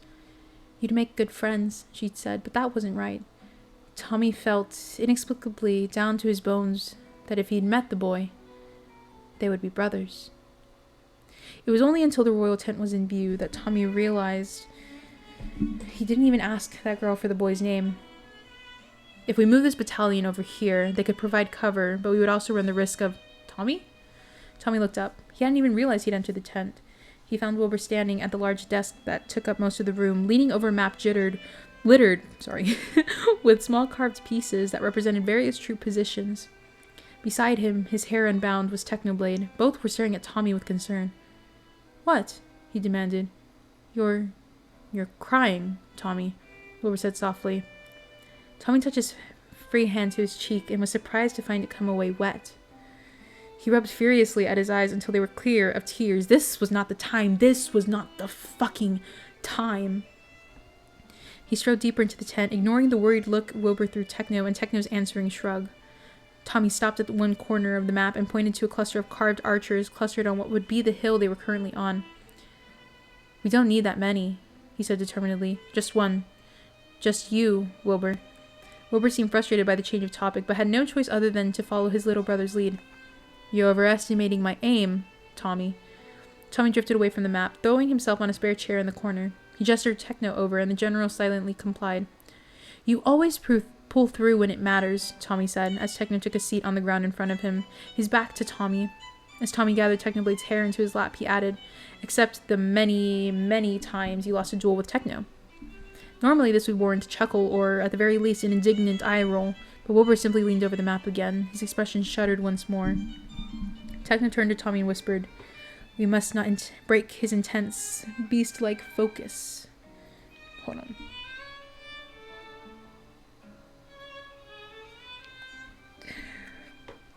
Hold on. Where was I at? Sorry. Something came up. Sorry. Tommy snorted. The only beast-like thing about him is that Tangle's lion's mane he calls hair. Wilbur's head snapped up to glare at them both. I heard that. Of course you did, Techno said, turning back away. Lions have an unparalleled sense of hearing. Tommy laughed quietly to himself as he began braiding Techno's hair, his fingers making knots with the ease that came with years of practice. This had been their routine for the past week. Wilbur would pore over their battle plans with wild-eyed obsession that got more and more frenzied by the day. Techno would call out every flaw in Wilbur's proposed changes until he encountered one that seemed to be actually useful. And Tommy would braid. He kept his hands busy. If it weren't for the distraction of Techno's hair between his fingers, Tommy would most likely join the flower shop girl over the grindstone, mindlessly polishing his spear until doomsday. Sometimes, Tommy would wake up in the middle of the night and find his brother still awake, reviewing their plans and muttering to himself, or not to himself, the voices. The mysterious, omniscient, creepy as all hell voices that had plagued his brother for years. Tommy began to weave the morning glories he'd found in his detective's hair, to hide the fact that his hands had started shaking. 2 nights before had been the worst of it. Tommy had been awoken by the noise of glass shattering, Opening his eyes, he found Wilbur standing over his cot, a shard of broken glass clutched in his hand and raised over his head, ready to strike it into Tommy's chest. Tommy had stopped breathing completely. "Will," he said, his voice coming out meek and trembling. "We're meant to kill you," Wilbur had croaked, blood dripping down his arm from how tightly he was holding the broken glass. "We're going to kill you, Tommy. It's fate. It's meant to be. Wilbur." Tommy had reached out to clutch at his brother's shirt. "Wilby, please, don't hurt me." Wilbur had blinked rapidly, his eyelashes glistening with unshed tears. "You haven't called me that in such a long time." And the glass shard had dropped, but not into Tommy's flesh, into the ground beside his cot, driven into the soft dirt. Wilbur had kneeled beside him for the rest of the night, whispering apologies that chased Tommy into an uneasy sleep. By morning, Wilbur seemed to have completely forgotten the incident, or chosen to ignore it completely, and Tommy was already plucking flowers off the hillside with shaky fingers. Tommy looked up now to find a white cloth tied around Wilbur's left hand, where the glass had cut into his skin. It was the only evidence that the night had not been a dream, and that Wilbur's voices were slowly taking over. It must be the stress, Tommy thought, as he braided the last of the morning glories into Techno's hair. When the war was over, Wilbur would be back to normal again, and Tommy could go back to not being absolutely terrified of his older brother. "Done," Tommy said at last, flicking Techno's finished braid over Techno's shoulder. "Finally." Techno stood and plucked one of the morning glories out of his hair. He tucked it behind Tommy's ear before moving over to one of the chests tucked under the table. "Consider this as a sign of my gratitude." He opened the chest and pulled out something dark and folded. When he unfurled it, Tommy shot to his feet, his eyes going wide at the blue and red coat Techno held up, its golden buttons gleaming, the royal coat of arms stitched over where Tommy's heart would be. "They finished it!" Tommy couldn't help the laugh that bubbled out of him. "They actually finished it!" "Gods, Tommy," Techno said with a smile. "It's just a uniform." But it wasn't just that, and Techno knew that. He and Wilbur had received their own uniforms weeks before, and the general and the king in their bold colors. In the chaos of preparation, no one had noticed the prince following in their wake in a simple white tunic until the very last minute. And now the tailors had done it. They had actually finished it. Tommy bounded up to Techno, grinning so hard he thought his cheeks might split from pure glee. Techno rolled his eyes, but held out the coat for Tommy to slip into. It fit perfectly. Tommy spun in a small circle before giving Techno a mocking bow. "Sir General." Techno returned the gesture. "Your Highness." "You too," Wilbur said, and Tommy could hear the smile in his voice, however faint, "are so stupid." Tommy waltzed over to his brother, knocking the carved piece that Wilbur was about to put down on the map. Over the sounds of Wilbur's protest, Tommy grabbed his hands and pulled him along, humming a vaguely familiar tune, spinning him in slow circles that would be called a dance under the loosest of definitions. Wilbur went slack as Tommy continued to hum the song, allowing Tommy to spin him more and more. "I can't believe you still remember that," Wilbur said softly, his expression unfathomable. "Remember what?" "That song." And then they heard it. The sound that turned Tommy's blood cold, the sound that made Tommy and Wilbur freeze in their tracks, the sound that made Techno reach instinctively towards the both of them. The drums of war, echoing over camp, eclipsing the music of a guitar, the conversations of friends, the screeching of a blade against a grindstone, the thud, thud, thud of a 17-year-old soldier practicing his archery against a dark oak tree. The thud, thud, thud of the army's collective heartbeat, the thud, thud, thud of 1,000 feet marching closer and closer. The enemy had arrived at the Blue Valley. We're not even halfway done, chat. Okay. They emerged from the mist like specters, the hazy sunlight lifting off their polished blades. Up on the hill, Techno could see them moving through the valley in a steady stream, the soldiers indistinguishable in their tight formation. At the front, someone bore their flag. 2 swords crossed on a simple green background. The sight of it made Techno ball up his fists with a sudden, unidentifiable anger. This was it. It seemed like the entirety of the Green Army was here, as expected. While the valley would serve as a choke point in the Royal Army's favor, it was also the only direct path towards the heart of the kingdom. So now, both sides were going to throw all their pieces on the board. One decisive battle, a quick end. Only one army would emerge from this valley intact, and Techno would be damned if it wasn't Wilbur's. Techno turned to the king standing beside him. Are you ready? Wilbur's eyes were locked on the mountains. Ready as I'll ever be. The camp behind them was empty. Everyone was in position, moving like clockwork under orders that they'd been practicing for days. The only ones left on the hill were Wilbur, Tommy, and Techno. And the archers. Tommy bounded up to them at last, his chest heaving with effort. They sent up the flare, he announced breathlessly. It's go time. Wilbur turned towards the group of archers behind him. Between them was a raging campfire, sending flickering shadows over Wilbur's face as he took one arrow from his quiver and dipped its cloth-covered point into the flames. The dozen archers, the best of the best, handpicked by Wilbur himself, copied him wordlessly. The cloth, smothered in a special incendiary fuel, would burn faithfully until it reached its mark. Wilbur turned back towards the valley, knocking the arrow into his bow. With a deep breath, he pulled the arrow back and aimed towards the sky. Behind him, the archers did the same. Hold, he ordered. The Green Army marched closer. Hold. Techno felt a hand close around his, nails digging into his palm, and looked down to find Tommy staring intently at the encroaching forces, his eyes unblinking. They were close enough now that Techno could see the glare of the dawning sun bouncing off their breastplates. Wordlessly, Techno squeezed Tommy's hand. Now, Techno thought. It has to be now. At the same time, Wilbur called out, Fire! 12 burning arrows arched out over the valley like comets of red and gold. The Green Army paused, perhaps in confusion at the pathetic display of force. Just 13 arrows soaring across the air. It would not even hit their front lines. But that didn't matter. They were not the intended target. Once upon a time, Wilbur's aim had been so poor it would have taken nothing short of divine intervention to correct it. So Techno corrected it. Now Wilbur shot true. His arrow landed amongst the weeds, and then there was fire. It felt like the whole valley was set ablaze, the heat searing Techno's skin even from where he stood. The burning arrows had ignited a line of fire that ran horizontally through the valley, cutting the Green Army off completely. Soldiers from the Royal Army had doused the areas in the ever-burning fuel the moment they saw the enemy coming, and then promptly fell back into the mountains, taking shelter for the next phase. The fire would not hold them off forever. Wilbur gave a signal, and the archers scattered to their next positions, leaving the three of them truly alone, watching the wall of fire for the first signs of life. It came in the form of a man in a white cloak, stepping through the flames like it was merely an inconvenience. He shrugged off the heat, flicking an ember off of his shoulder before his eyes found them on the hill. He pointed his sword straight at Wilbur.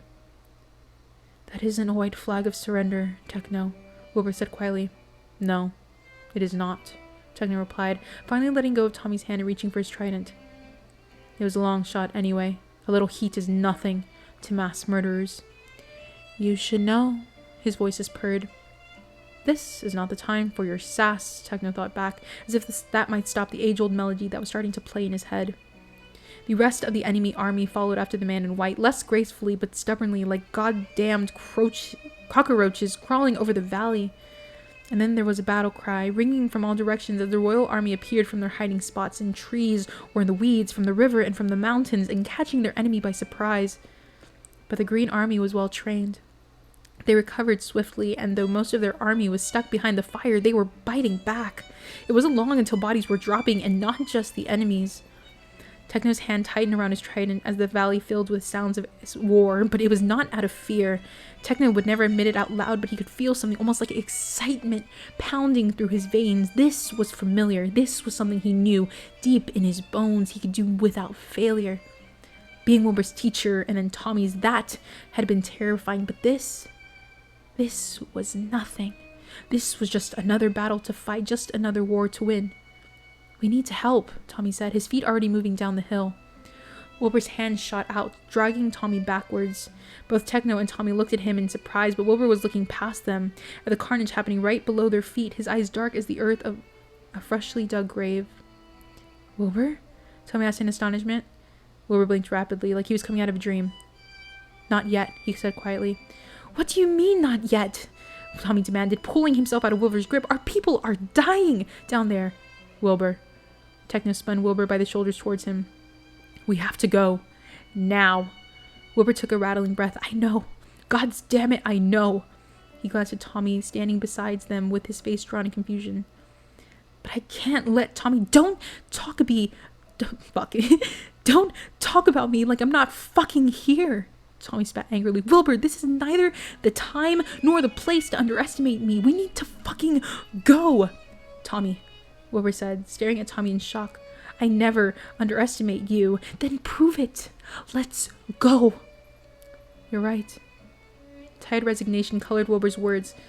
But stay close to me. He looked grimly back at Techno. Don't lose yourself out there. Techno could hear the warning in his voice. Take your own advice, Your Majesty. Techno replied sourly, taking in Wilbur's wide eyes and trembling hands. I'm serious, Techno. Wilbur's expression hardened as he lowered his voice, speaking to Techno and Techno only while Tommy was distracted by a fight below. This is a direct order from your king. Keep them in check. He thinks he can control you, the voices whispered. He thinks he is your master. Will you prove him right, like the loyal little dog you are? I promise, Wilbur, Techno said. After all, domesticated dogs, someone once said, still fucking bite. All right, Wilbur said, shouldering his bow with a look of determination. Let's go to war, boys. The first time the captain killed someone, she was 15. He would have killed her. She had seen it in his eyes, lost to a drunken frenzy in a small, lonely tavern far from here. He'd come at her with his heavy hand, and so she'd taken a bottle from one of the tables and broke it against the side of his head. And when that hadn't been enough to stop him, she'd shoved the sharp pieces clean into his throat. She ran from the tavern right after, ran from the town, and didn't stop running until she reached the kingdom capital, where a king with mercy sewn into his smile had offered her a job, a home, and a life that ensured no man would ever dare cross her again. But even after all these years, the captain could still remember the feeling of skin giving way beneath the sharpness of her weapon. She could still feel the man's face. She could still see the man's face, contorting with pain and disbelief, barely able to process what was happening before the death throes took him. She could still hear him choking on his own blood, gurgling wetly, before he was finally still. But there was a moment between the killing and the running where she merely sat beside the corpse of her own doing, numb and empty and cold. The soldiers this time would not be so lucky. She could see it in their faces, the one who'd never seen a day of violence in their lives, making their first kills right in front of her. She could see some of them hesitate, panic, fall into the same abyss she did once before. Most shook themselves out of it, their brains shelving the damage for another day, but others stood frozen, caught in their own thoughts until their comrades found them. Or their enemies did. The captain could not help. She wanted to, more than anything, because wasn't that her job? Wasn't she meant to protect them? And then another enemy would come flying her way, and all she could think about was staying alive and surviving to the next hour, the next minute, the next breath. The Green Army had already begun to find ways through the wall of fire, and it wouldn't be long until the rest of them would arrive with a vengeance. Captain swung her gladius, deflecting the oncoming blow of an enemy before thrusting her blade deep into his chest. She did not look to see him fall. She was already moving across the battlefield, slicing her way towards a group of royal soldiers pinned between a rocky incline and half a dozen enemies. She took 2 down before the rest noticed her, and the captain found herself facing 4 people at once. With a shield in one hand and her sword in the other, there was little the captain could do but face them down. This is it, she thought. This is my final stand. You little shit, one of them spat at her. You think you're so brave all on your own? They surged towards her, and the captain raised her shield instinctively for a blow that never came. When she looked again, she found all soldiers dead on the ground, with a man in a red and blue cloak and flowers in his hair standing over the still twitching bodies. Blood dripped down the prongs of his trident, too much to have come from just the 4 bodies. 4 throwing knives were already missing from the bandolier across his chest, and the expression on his face was cold enough to freeze hell. Stop staring and get to work, soldier, Technoblade said, the very same Technoblade the captain had seen carrying the small prince on his shoulders around the castle. The same Technoblade that shuffled uncomfortably in 2 tight suits at formal functions that he nevertheless always saw through to the end. The same Technoblade that the past king, the captain's savior, entrusted with his sons. The captain could barely recognize him. But then again, something in the back of her mind told her that she was truly seeing him for the first time. She'd heard the rumors, the whispers, the questions about how he never seemed to change over the years. She disregarded all of that now. He was the man who just saved her life. Nothing else mattered in war. She saluted. Sir, yes, sir. With a curt nod, Technoblade was off, merely a blur of color cutting a violent path across the valley, his trident flashing in the sunlight. A whimper caught the captain's attention, and she turned back to the royal soldiers that she had been trying to rescue. Are you all right? She asked them. One of them, a fresh recruit she did not recognize, blubbered. Who the hell was that? That was your bloody general, she snapped. So you can stop cowering in your corner now. The blade has just joined the fight. The laughter was the worst of it. Wilbur could feel it growing louder in his head, the sound of 1,000 different voices laughing at a joke he was not privy to, a joke with him as a punchline, but then the still healing wound on his hand would ache, reminding him of what he'd done and where he was. He was standing on a rock, feet braced against moss, felling distant enemies with arrows. He was King Wilbur, protector of the realm, ruler of the kingdom, leader of the royal army, and he'd brought all these people here, and he was not going to let them down. He could spot Tommy's golden head below him, clearing out the enemies that slipped by Wilbur's shots. He was good, frighteningly good. It was easy to forget how capable Tommy was at destruction. He was so used to seeing Tommy lose against Techno that he'd forgotten that against anyone else, Tommy was a force to be reckoned with all on his own. But that did not do much to dispel the worry tightening in Wilbur's gut. He was, after all, an older brother. Tommy launched himself at an incoming enemy, spear out. The enemy swung out with his sword, but Tommy ducked just in time and swept his leg out to knock the man over. Wilbur saw the spear pierce clean through, and the body was still twitching on the ground before Tommy was whirling around to face another. This one didn't even get a meter near Tommy before Wilbur had put an arrow through their throat. Tommy whirled around and flashed Wilbur a grin. Not bad, Archer boy. Despite everything, Wilbur managed a small smile, a smile that slipped from his face when a sudden motion flickered in the corner of his vision. Tommy, watch out! Wilbur shouted, just as the enemy soldier barreled into Tommy. The two of them tumbled into the dirt, a tangle of limbs and blades. Wilbur fumbled for an arrow and found his quiver empty. Shit, he thought. Shit. The voices agreed happily. Wilbur hurriedly slung his bow over his shoulder and, in the same breath, unsheathed his twin rapiers from their scabbards. He dropped down from his perch, his teeth rattling on the impact, the pain not registering because Tommy's in trouble. The enemy soldier had Tommy pinned to the ground, a sword raised over his head and ready to drop. Tommy was thrashing, desperately reaching for the spear that had been knocked out from his hand, but Wilbur was already kicking the enemy violently off of him. The enemy rolled across the ground, allowing Wilbur to stand between him and Tommy, the twin swords flashing menacingly in the flickering firelight. Get the fuck away from my brother, he hissed. How touching, the soldier said mockingly. He was different from the others, Wilbur could tell. He didn't know how exactly, but he just was. His eyes and hair were as black as coal, in stark contrast to the blood-stained white cloak he wore around his shoulders. You, Wilbur said, brows furrowing. I saw you walk through the fire. How? The man scoffed. You think that little stunt could hurt me? He raised his blade. Upon closer inspection, it looked to be made of pure obsidian, pitch black all the way down to the hilt. I was born in fire.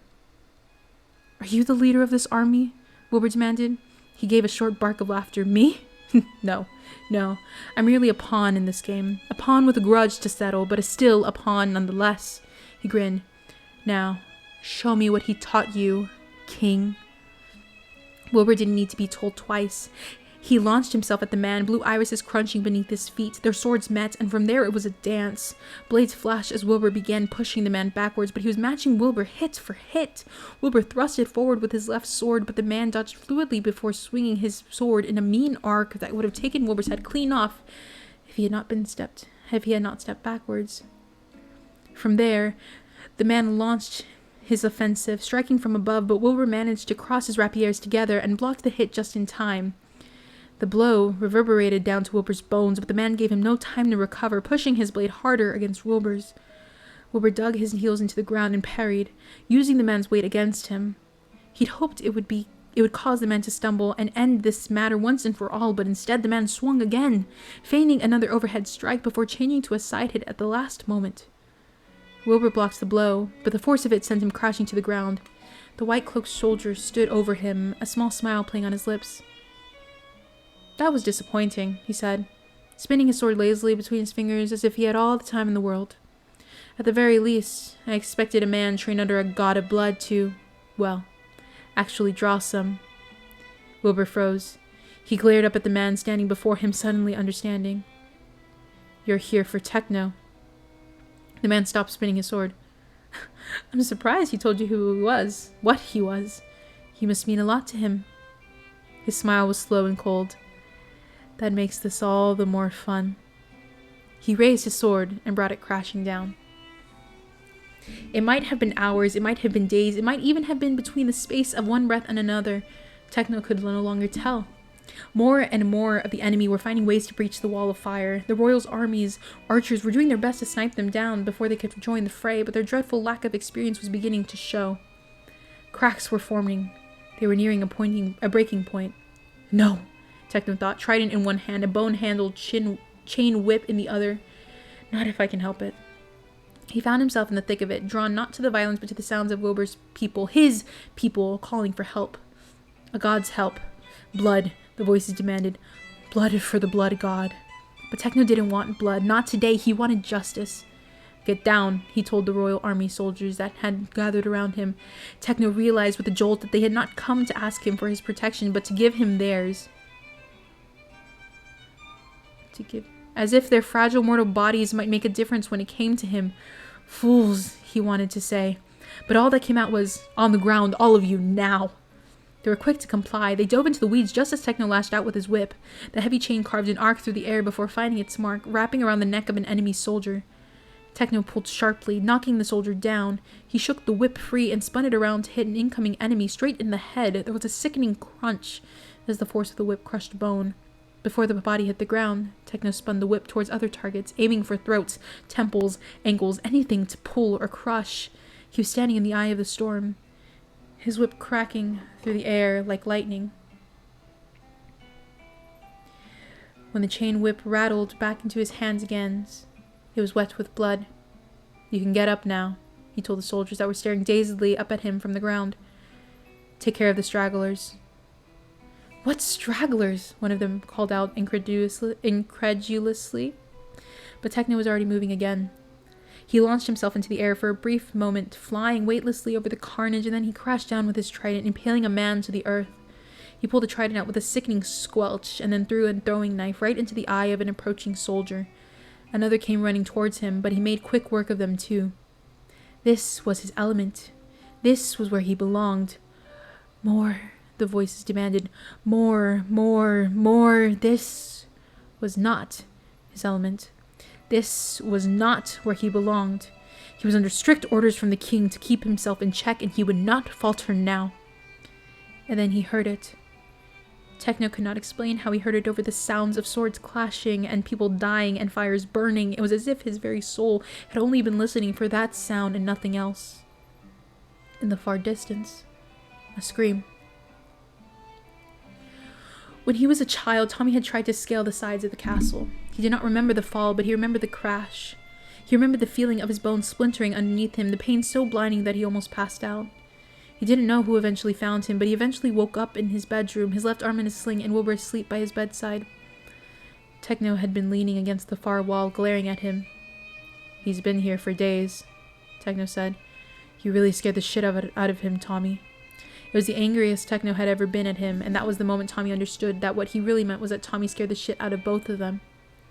As the white-cloaked man's sword broke through the shaft of Tommy's spear and into Tommy's shoulder, he remembered that pain and felt it 1,000-fold. He felt the blade break through skin and embed itself in his collarbone, and there was only fire in his veins. Tommy! He felt Wilbur's hand pulling him back, and they both stumbled backwards, Tommy still clutching the broken ends of a spear he tried to shield Wilbur with. Tommy fell to his knees, the pain making everything go white. I'm going to pass out, he thought. I'm going to die. Little hero, the man grumbled as he approached them once again, the edge of his sword dripping with Tommy's blood. You're only delaying the inevitable. Now sit still as I put you both down. Tommy. Wilbur's hands were on him, pressing against the wound. Tommy, come here. I'll fix you. Wilbur, Tommy croaked as the white-cloaked man advanced. Wilbur, the enemies, say your goodbyes, princeling. The man cackled, raising his sword one final time. Tommy grabbed Wilbur, even as his entire body trembled with the movement, covering his older brother's body with his own. He shut his eyes, waiting for the coup de grace. never came. When Tommy looked back again, he found Technoblade standing over them, blocking the man's sword with his trident. Finally, the man growled, pushing against the shaft of Techno's trident. I've been waiting for you, you bloody bastard. Techno cocked his head to the side, considering the man at length. He said monotonously, don't fucking know you. Techno turned to look at... The man's eyes hardened. You killed them. You took them both away from me and you don't even remember? He jumped back, cutting the air between them with his sword, splattering the ground by Techno's feet with Tommy's blood. That's all right. I'll just make you remember. Techno turned to look at Tommy and Wilbur, his expression carefully neutral. He took in Tommy's wound, Wilbur still frantically trying to suppress the blood flow. Techno, Tommy breathed. Techno's jaw clenched. Go. He turned back to his enemy, his braid whipping in the wind. Most of the morning glories were gone. Take care of your brother, Wilbur. What? Tommy, let's go, Wilbur said sharply. He began to pull Tommy over to the mossy rock he'd been standing on. He leaned Tommy against it and bent to the task of securing the gash in Tommy's shoulder. Wilbur ripped the end of his red and blue coat and began wrapping it around Tommy's shoulder. I can't see, Wilbur, Tommy protested, straining to look beyond Wilbur's head. You don't need to see that, Wilbur insisted grimly, tightening the cloth around the wound. You don't want to see that. See what? Tommy demanded, his throat aching. When had he started screaming, Wilbur, we need to help him? Before Wilbur could reply, there was a loud crack, like thunder, making them both flinch. Wilbur turned towards the sound, just enough for Tommy to catch a glimpse of the fighting over his shoulder, just enough for him to see Technoblade raise the man up by his collar and drive him straight into the ground, shattering the earth once more. He was supposed to be dead. As Technoblade drove him against the dirt with enough force to crack it, he knew the man should have died the first time around, but he didn't. Instead, he merely grinned up at Technoblade with bloody teeth, his face drawn and cold and, much to Techno's chagrin, completely earned arrogance. Ah, I see, Techno said with his hand around the man's throat. What's a god of war doing in a place like this? I would state the obvious, the man said calmly, gesturing to the bloodbath around them. But this is purely a personal affair. He kicked up, landing a hit on Techno's gut that launched him backwards. Techno's braced himself against the dirt, unwilling to give the war god any more ground. Tommy and Wilbur were somewhere behind him, and that was all the reason Techno needed to pick up his trident again. The war god got unsteadily to his feet. There seemed to nearly shake himself out of the experience of having his head cracked against the ground with the force of 20 rampaging bulls. He cracked the tension out of his neck and simply picked up his sword again. Now that we're properly acquainted, the war god said, let's take this more seriously, shall we? He moved quicker than Techno expected. Techno barely managed to parry a blow aimed directly at his heart. Techno thrust out his trident in retaliation, but the war god simply danced out of the way before returning again in full force. Techno took one of the knives from his bandolier and stabbed out, managing to nick the other god just barely before they clashed weapons again. Blow for blow, hit for hit, they could have gone on like that forever. A god of war and a god of blood. In another life, they might have been allies. Techno tried in vain to remember which of the people he'd felled over the centuries had belonged to this man, but there were too many, a long line of ghosts he would spend the rest of his immortal life atoning for. Atoning? The voices laughed. What is there to atone for? Does the lion atone for killing the gazelle? Does the fire atone for burning? Techno jumped backwards and threw his knife, which the war god deflected easily with his sword. He threw another, which the war god dodged, another which stuck harmlessly into the earth. Techno reached for another and found his bandolier empty. This is futile, the war god said. Just put down your weapons and maybe I'll give you the merciful death you never gave them. You fight and you struggle, but we both know how this ends. Mortals and their bloody games, there can only be one outcome, right? The war isn't over yet, Technoblade replied. The god of war smiled, his eyes drifting to something over Technoblade's shoulder. Are you sure about that? Technoblade looked behind him, his eyes finding Tommy and Wilbur first, crouched underneath a rock. Techno could not bring himself to linger on the look of fear in Tommy's face as he stared back at him, and so he continued searching the horizon for what had caught the war god's attention. His heart, what remained of it, sunk as he took in the thousands of enemy reinforcements flooding into the Blue Valley. Tubbo stood in the knee-deep waters of the river that cut through the valley. Once clear, it is now red with blood. Friend or foe, it didn't seem to matter. They all bled the same. The river's current was tugging at him. It's all right, it seemed to say. You can let go now. And Tubbo wanted to. By gods, he wanted to more than anything. His quiver was empty of arrows. He'd lost his bow and sword in the chaos. All he had now was a dagger. Its blade no longer than his hands and just as frail. His body felt like it had been fighting for weeks, but a glance at the sun high overhead had told him it had only been hours. Hours of senselessly slaughtering his way through the fey. It was better than when he still had arrows, when he could stand and shoot at distant enemies without thinking of them as people. When he resorted to using a sword, when he'd gotten close enough to see the fear in their eyes as his blade pierced through cloth and skin. When the blood had colored him crimson, it was suddenly, frighteningly real. Once, he had wanted to see their enemies burn. Now, he just wanted it to be over. Tubbo looked at the sound of shouting. Before him, enemies were running through the wall of flames, cutting through the fire like one after the other in an unending tide. The words reinforcements and too many and retreat echoed in Tubbo's ears as the breath was knocked out of him. He tightened his grip on his dagger as the enemy reinforcements advanced, cutting down people who were too weak, too inexperienced, too tired to fight. People like Tubbo. They drew closer, an infinite army. Tubbo felt bile rise in his throat. Too many. He felt hot tears slipping down his cheeks. Too many. He felt his fear and dread like a physical weight, almost driving him to his knees. Too many. In the end, Tubbo was not a hero, but he raised his dagger anyway. It's over, Tommy whispered. He leaned against his brother as they were both looked over the valley at the enemies descending upon their army like a swarm of hawks. The pain in his shoulder was now a distant worry. It wouldn't kill him, but he knew death was coming regardless. We're fucked. Wilbur was very still. Wilbur. Tommy turned to his brother. You know I love you, right? The king gave him a sharp look.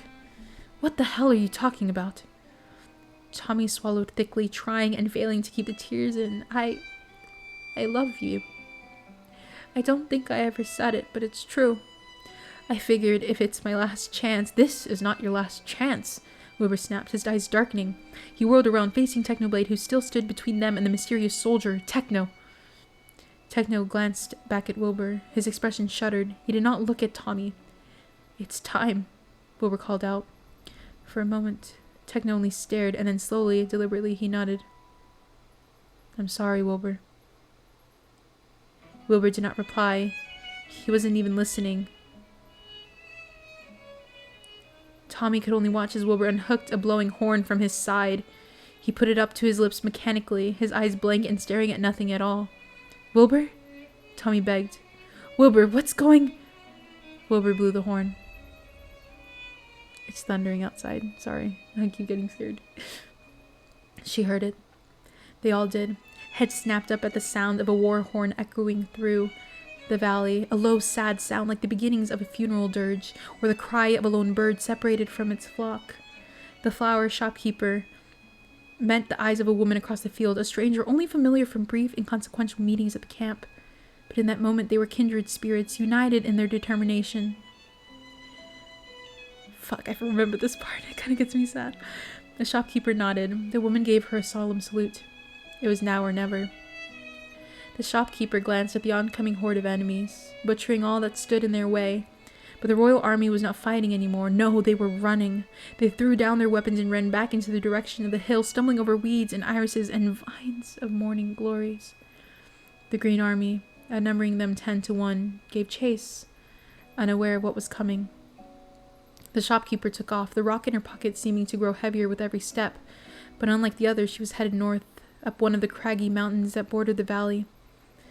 She knew the others, at least those who weren't dead already, must be headed towards the other mountain, crashing through the trees and underbrush as she was. There were 50 of them in total, but only 2 of them were really needed for the job. If you lose heart, the king had said during the midnight meeting where he laid out his plans to the volunteers, just make sure someone else still has theirs. This is a last resort, but it might also be our only chance. He told them all they were free to leave. none of them had. The rest of camp had all been told 2 things. When you hear the horn, run for your life. And don't tell Prince Tommy. The shopkeeper bounded over boulders and overgrowth, her heartbeat thundering in her ears. Hey! She risked a glance back and found 3 Green Army soldiers running after her.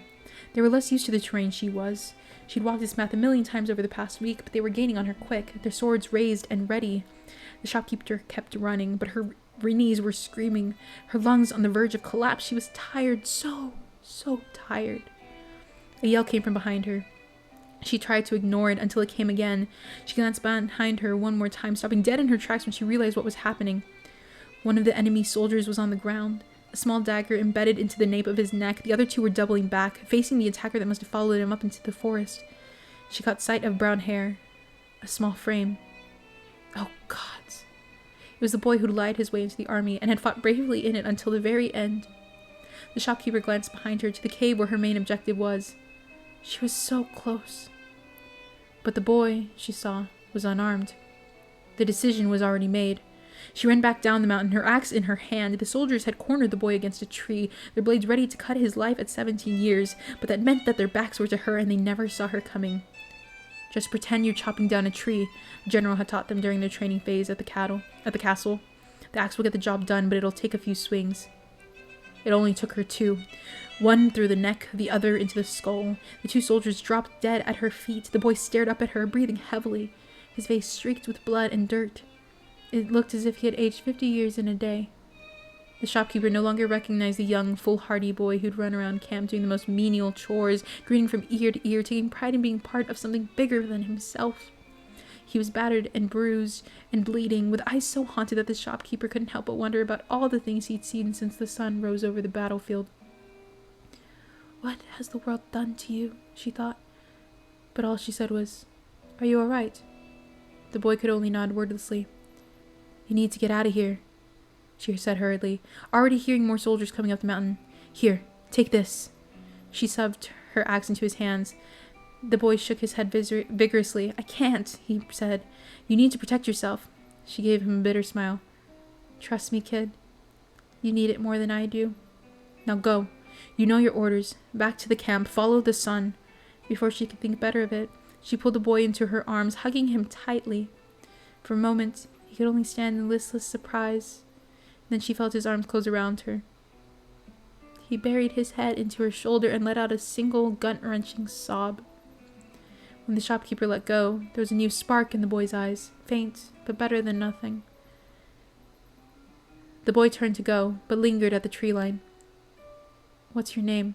He asked. Nicky, she said. My name is Nicky. I'll see you later, Nicky, the boy said, and was gone. She stared after him for a long while, her heart feeling lighter in ways she could not explain, but then a twig broke in the distance, heralding the arrival of enemy troops. The shopkeeper steeled herself one last time and headed for the cave. Inside, stacked from one end of the cave to another, connected to natural underground caverns that ran the length of the mountain, was the king's last resort, the only thing that stood between their kingdom and certain doom. We will see our enemies burning, the king had promised them on that first day, lifetimes ago. It wasn't exactly burning, but blowing them to the kingdom come was an acceptable compromise.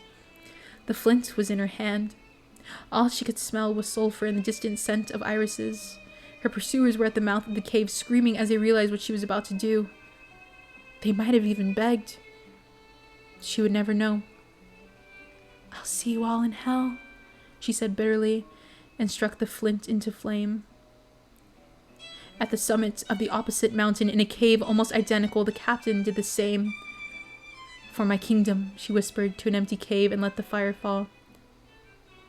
Nicky hoped, at the very least, that they would plant the prettiest flowers over her grave. The explosions rocked the world. It's thundering outside and it's really adding to the thing. Also, I might be crying, so sorry. The explosions rocked the world. It rattled the very sun from its loyal orbit. Wilbur braced himself against the rock he'd once fearlessly stood on and watched the mountains fall. Yes, the voices chorused. This was always meant to be. Wilbur had been here before. He dreamt it. He lived it as an avalanche of rocks and earth cascaded into the valley. You heard the thunder? Holy shit. Yeah, it's kind of loud. Okay, this is kind of a vibe. Also, I'm sorry I'm crying. I'm sorry. Okay. I'm emotional. His ears rung from the violence of it all, the voices, the screaming, the blast that went on and on and on. Flocks of birds soared up into the sky, disturbed from their perches. They were only survivors. When the dust settled, all Wilbur could see was a pile of devastation where the Blue Valley used to be. Their enemies crushed by thousands or buried alive on Wilbur's orders. And their allies. Wilbur bent over the ground and vomited. Wilbur.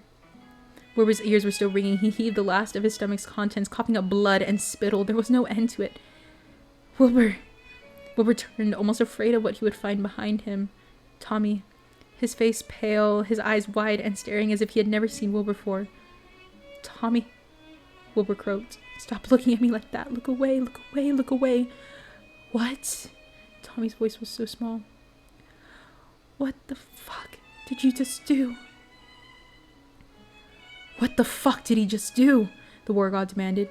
He tried moving towards the king and the prince, but Techno was there, forever blocking his way. Don't take another step. Techno raised his trident, its prongs aimed towards the war god's chest. Your army is gone. There is nothing left to fight for. The thunder's loud. You bastard. The god growled, his obsidian sword trembling in his grip. You think this hurts me? I died years ago. Techno took a deep breath. His hands still reeked of sulfur. Come then, he said exhaustedly. Blood for the blood god. I shall kill you again. The war god jumped towards him, startling the cycle anew. You said no more secrets. Tommy's nails dug bloody crescents into his palms. You promised, Wilbur. They were all dead. They were all dead because of that man that Tommy couldn't bear to call his brother. He wanted to dig into his skin and rip out every part that was Wilbur's. He wanted to gut himself, tear it all apart from the inside out, if that was what it took to get rid of the screaming in his head. Wilbur wasn't meeting his eyes. Tommy marched up to him and grabbed him roughly by the collar. Fucking look at me, you piece of shit! Tommy screamed. The ground was still shaking, or maybe it was just him. Hot tears spilled down his cheeks, tears of a rage too big for his body. How long have you been planning this? Was it from the beginning? Did you look our people in the eyes and never bothered telling them you were leading them to a slaughterhouse? Some of them had to have survived, Wilbur whispered, his words almost lost to the winds. I warned them. Tommy shook him violently. That's not the fucking point! Oops, that was really loud. Oopsies. Wilbur finally looked at him, but there was nothing behind his dark eyes. I did what I had to do, Tommy, was all he said. It's starting to rain. Sorry, it's really nice. Tommy shoved him viciously away. His hands felt dirty. He felt unclean. In his head, he could still hear the strings of a lonely guitar playing over the soft laughter of soldiers that were now simply gone. Gone in a flash between one breath and the next. It had come so easily to Wilbur. Would it come easily to Tommy too? You fucked up, Tommy spat. You fucked up, Wilbur. Wilbur reached out for him, but Tommy flinched back. Don't fucking touch me. In battle, when two opponents were evenly matched in strength, in wisdom, in anger, it would only take one thing to bring it all down. One soldier, one mistake, one move. The war god had seen his fair share of battles and had won all of them except one, the only battle to matter, and he'd lost everything because a blood god had decided to throw his lot in with the opposing forces. One soldier. Afterwards, the war god had dragged himself through the battlefield, his throat burning from screaming his lover's name into the quiet sky. When he'd found him, the war god had crawled towards his broken body, curling around it as if he could somehow warm it back to life, and he had stayed there for years, letting the moss and the weeds grow over the two of them. He would have stayed there forever, beside the carcass rotting down to the bones, but a fire had grown inside him. A fire that would not be satiated until he had the head of the god that had taken everything from him. Now there he was, facing off against the very culprits. It was a bloody dance. The war god slashed and the blood god parried. The blood god lunged and the war god ducked. like the push and pull of the tides drawn to each other by a gravity of violence. But all the war god needed, he knew, was a single chance. He would not waste it. "Don't fucking touch me." The words were the high-pitched shriek of a frightened child, a familiar sound on the battlefield, indistinguishable from every scream that came before it. But the blood god turned towards it, leaving his defenses completely open. One mistake. The war god raised his sword high above his head. It was very difficult to kill a god, but not impossible. In the right hands, like the hands of a warrior with fire in his heart and carnage in his smile. It would only take one blow. "Goodbye, blood god," he thought. "My vengeance is complete." Technoblade turned instinctively at Tommy's screen just in time to see Tommy draw back from Wilbur's reaching hands. Pain flashed across Fuck. People cheat. God damn it. I'm getting emotional. Stop. Okay. Technoblade, a shadow. Oh, fuck. Pain flashed across Wilbur's face, but he was otherwise unscathed. Both of them were safe. No knives in their backs, no arrows through their throat. A shadow fell over Technoblade, and by the time he remembered where he was, it was too late. Technoblade turned and faced the tip of a bloody sword, a breath away from his face, but it was not the war god's obsidian blade coming to reap his soul. It was a familiar silver broadsword, pierced right through the war god's chest. Technoblade could only stare as war god looked down at the blade embedded straight through his heart, his sword arm still raised in what could have been a killing blow. Instead, the obsidian sword fell harmlessly out of his limp hold and onto the dirt, and the war god followed close behind him. Behind him stood a winged man, his golden hair catching the rays of the setting sun. "No!" the voices screamed. "Not you, not you, not you." "Hello, Techno," said Filza. Fuck, okay. Wilbur saw him first. Perhaps that was how it was always meant to be. Some part of him would always unfailingly be looking for him. Tommy followed a beat later. Wilbur saw his brother's shoulders go slack like a marionette with its string suddenly cut. Whoa, what was that? Oh, Twisted, thank you so much for the host. Sorry. Dad? Their father was standing before Techno and the unmoving body of the white-cloaked soldier. At the sound of Tommy's voice, he turned and looked at his sons for the first time in a decade. "And so he entered the scene once more," the voices whispered. And before Wilbur could say anything, Tommy was already running. One move. That was all it would take. On the ground beside him was one of the blood god's throwing knives, lost during their battle. With the last of his strength, he curled his fingers around the hilt. His love was calling him home. He could hear it in the warm wind, but he could not face him before he was avenged. And so, with all he had left, the war god aimed, and he threw. Dad! His father was here, his dad, standing among the blue irises, the same shade as his sad eyes. The years fell away like smoke, and Tommy was a boy again. There was no explosion, there was no war, there was no leaving, there was only a son and his father. Tommy felt a hysterical laugh bubble out of him as he ran, even as his cheeks still stung with tears. There was everything. There was confusion, there was grief, there was anger, there was relief, there was disbelief, there was joy. "Dad!" Tommy shouted, spreading his arms wide as he ran like a bird about to take flight. "Tommy." Dad's smile was still the same. After all these years, he opened his arms, welcoming Tommy into an embrace. "My boy, you've grown so much." And then there was pain, as the knife found its mark in the prince's heart. Fuck, sorry. Techno watched Tommy fall backwards, impossibly slow.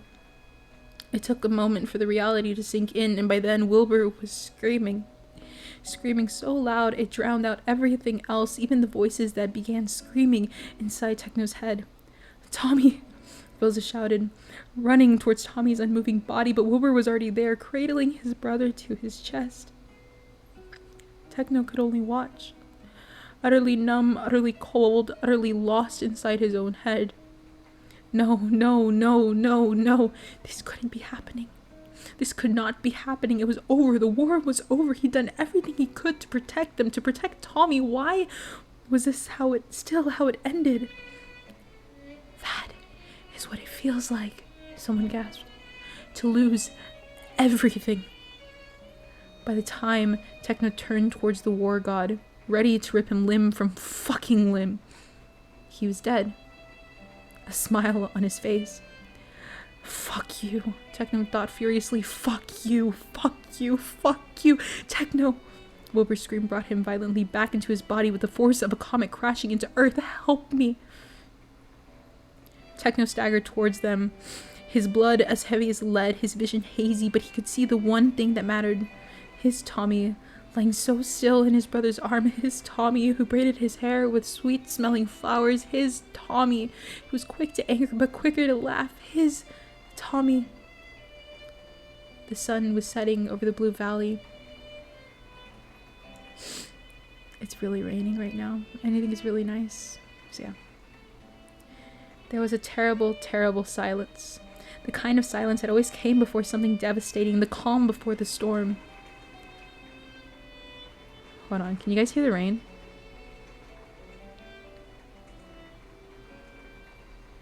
Can you guys hear the rain? At Streamlabs, how getting mad at my chat? Okay, sorry. I just wanted to see if you guys could hear the rain. It's insane. Yeah? Jeez. Okay. Raining loud? Yeah, it is. Okay. Gonna continue. There was a terrible, terrible silence. The kind of silence that always came before something devastating. The calm before the storm. Tommy had always hated silences. It gave his mind too many spaces to fill in with darkness. So he brought light instead. Noise and laughter and jokes and jibes. Anything to keep the quiet at bay. Wilbur had helped with the weight like he promised, but now it was back, pressing against Tommy's chest, suffocating him under its burden. There was pain, so much pain. He thought he'd already felt pain, but what did he truly know? He was only 15. Tommy felt himself lifted into someone's arms. The arms of the man that had snuffed out the lives of 2 armies in one fell swoop. Oh no! Sorry, the song stopped. Hold on, wait, whoa, the song stopped. I'm sad. Hold on. Sorry. I thought I had enough queued. Wow, wow. Okay. Okay, sorry. Sorry, I got the vibes back. Okay. He could only lie there, staring up at his brother's face, twisted with anguish. His mouth was moving, speaking words Tommy could barely hear. Let me go, Tommy wanted to say. Give me back to the ground. But then Wilbur started humming. It was a song. The song Tommy had been humming just this morning, lifetimes ago. What? Tommy breathed. The rest of the question dying on his lips, he couldn't keep his eyes open. He should. He knew he should, because otherwise he'd be... Your lullaby, Wilbur sobbed, his tears hitting Tommy's cheeks. It's the lullaby I used to play you on your guitar. On my guitar when we were younger.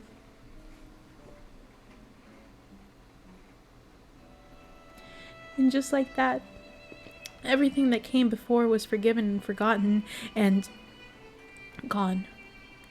But was that such a bad thing? Rest could be nice if it meant his... Oh my god, it's raining so hard. Rest could be nice if it meant his lungs would stop hurting. If it meant his chest would stop aching. Sleep was good. Sleep was...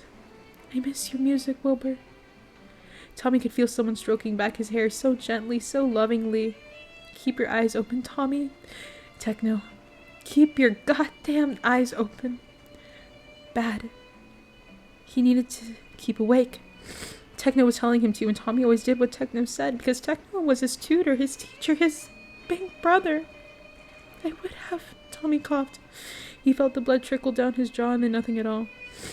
I would have liked to hear you play together again. Wilbur's hold on him tightened. Somewhere far away, someone was screaming for a medic, and Tommy knew. Tommy knew it was... I'll play for you. Technos vowed. When we get home, we'll play for you as many times as you want, Tommy. I'll let you beat me when we spar. I'll let you braid my hair, even cut it all off if you want to. Anything you want, just keep your eyes open. A shadow fell over them, in the shape of wings that Tommy had only ever seen once before, when he had flown out of Tommy's bedroom window and out of their lives forever. Or not forever. Tommy tried to raise his head to see his father's face, but the pain was too much. Dad, Tommy whispered. He still wanted to do so much. He still wanted to scream at Wilbur and then embrace him.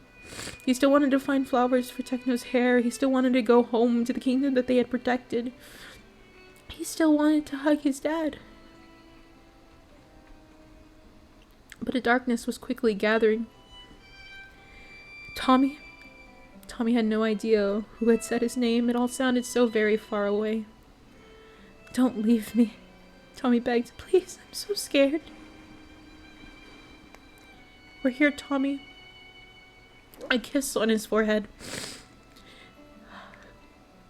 Someone holding his hand. Strong arms around him, Wilbur humming his old lullaby, warmth even in the dark. We'll always be here. Too late. Thank you, Tommy breathed. Thank you. He had so much left to say, so much left to offer, love, forgiveness, cheer, but he would leave it there until he woke up again. Tommy's eyes drifted shut. His mother's laughter had never sounded clearer. Somewhere in the distance, the green god began to smile. And that's chapter 4. Oh my god, fuck. Hey guys, how you feeling? Oh fuck. I'm actually crying right now.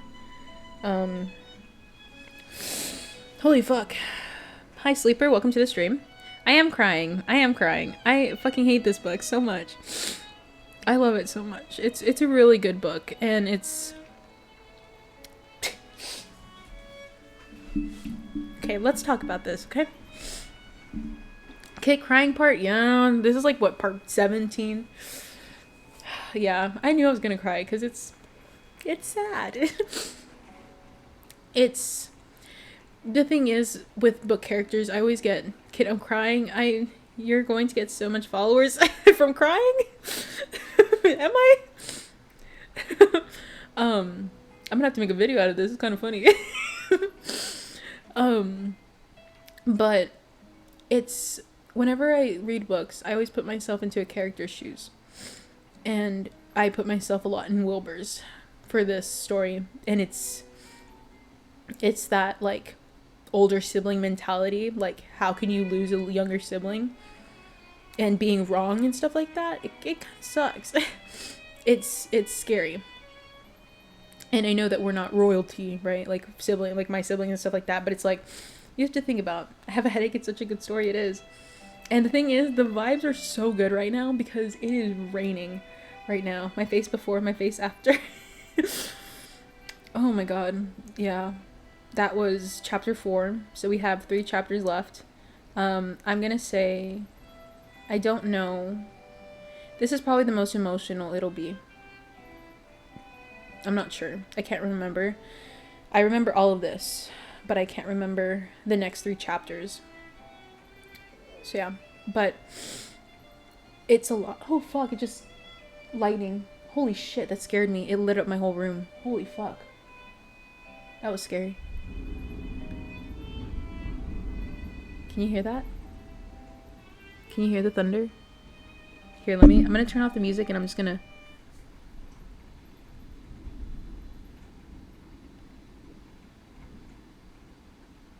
Sapnap a bitch? Hell yeah.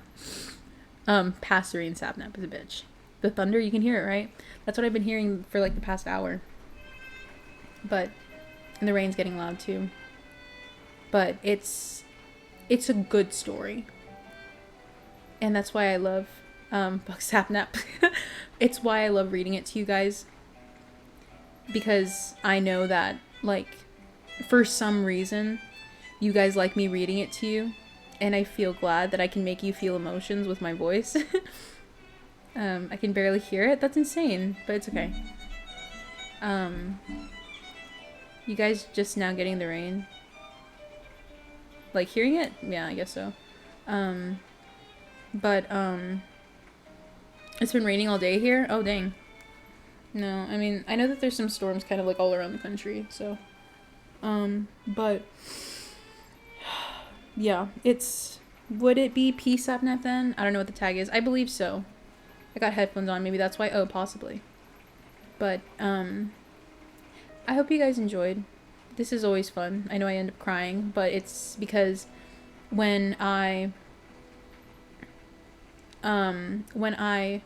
thing is, when I read, I want people to, like, feel it. Because when I read it to you guys, that is how I would read it in my head. So you're getting... That rain is really loud. So you're getting, like, a first-hand look at how I would be reading in my head. So that's why I read it the way that I do. So I know I seem like I dramatize it a bit, or make it dramatic and stuff like that. It's because that's how I interpret it, and I feel like that's such an honest way to interpret it. And I know that this is a fan fiction, okay? But fan fictions are are book works. And I think there's a cliche on them, like a stereotype on them, a stigma, and it's a beautiful piece. It is.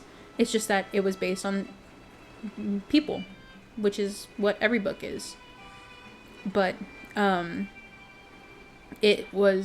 try to perceive it the way that I perceive it and deliver it to you guys like that. So I hope that you guys enjoyed that. I don't regret doing chapter 4 tonight. I'm pretty tired, but I am glad that we did it. I feel like it was a really good story. You're supposed to dramatize it. No? Well, the thing is, I think a lot of people would think that I'm being dramatic because I'm crying. One, I can be an emotional person, but two, like, it's when I say that I'm bearing my heart and soul to you, this is the best way that you can see it. And I know, parasocial, I don't know who you are, you don't know who I am technically. This is very interesting because you get to see a way into my brain and how I perceive things, and this is how you get to see me perceiving a story that maybe you've read before or that you've heard before, but nobody's ever looked at it or nobody's ever read it to you in the way that I've done. And I think this is kind of different and it's fun. I do enjoy these kinds of streams. It's something that I didn't realize I would enjoy so much, but I feel like I love when emotion is shown through a story. I do too. Bing bong. Well, that's not dramatics. Crying's a reaction. No, absolutely. Crying is a reaction. But I know that a lot of people could say that crying, oh my god, it's not that good of a story. It's to each their own. It's in the eye of the beholder, and in my eye, this is a good story. And the thing is, you got me sobbing, Kit. I'm glad. So you guys should be scared of when I do lore. I'm gonna pull an all-nighter now. Please don't. Please get some sleep. I like it when Kit reads to us. I like it when I get to read to you guys too. It's interesting. I'd say after PAsserine, we can probably read Shrike, which is the prequel to this. And then, if there's any other stories that kind of have the same vibe that you want me to read, maybe I can read them. For kind of like, and kind of have them to the side when I have, like, when I'm kind of busy so I can't do the usual streams. I'm gonna go to bed now, Kit. Go ahead. Good night. Good night. Thank you for staying here. Thank you for being here for so long. You should have gotten rest a long time ago. But I'm glad that you were here. And I'm glad that all you guys were here. I'm not gonna be ready for your angsty lore. I'd say be ready. Because you never know how soon it's gonna happen. But yeah. I'm gonna see if there's anybody to raid. I don't think anybody's live as of right now. But even then it's late, so I want you guys to get some rest. So I'm probably not gonna raid anybody. Because I want you guys to sleep. And I'm gonna sleep.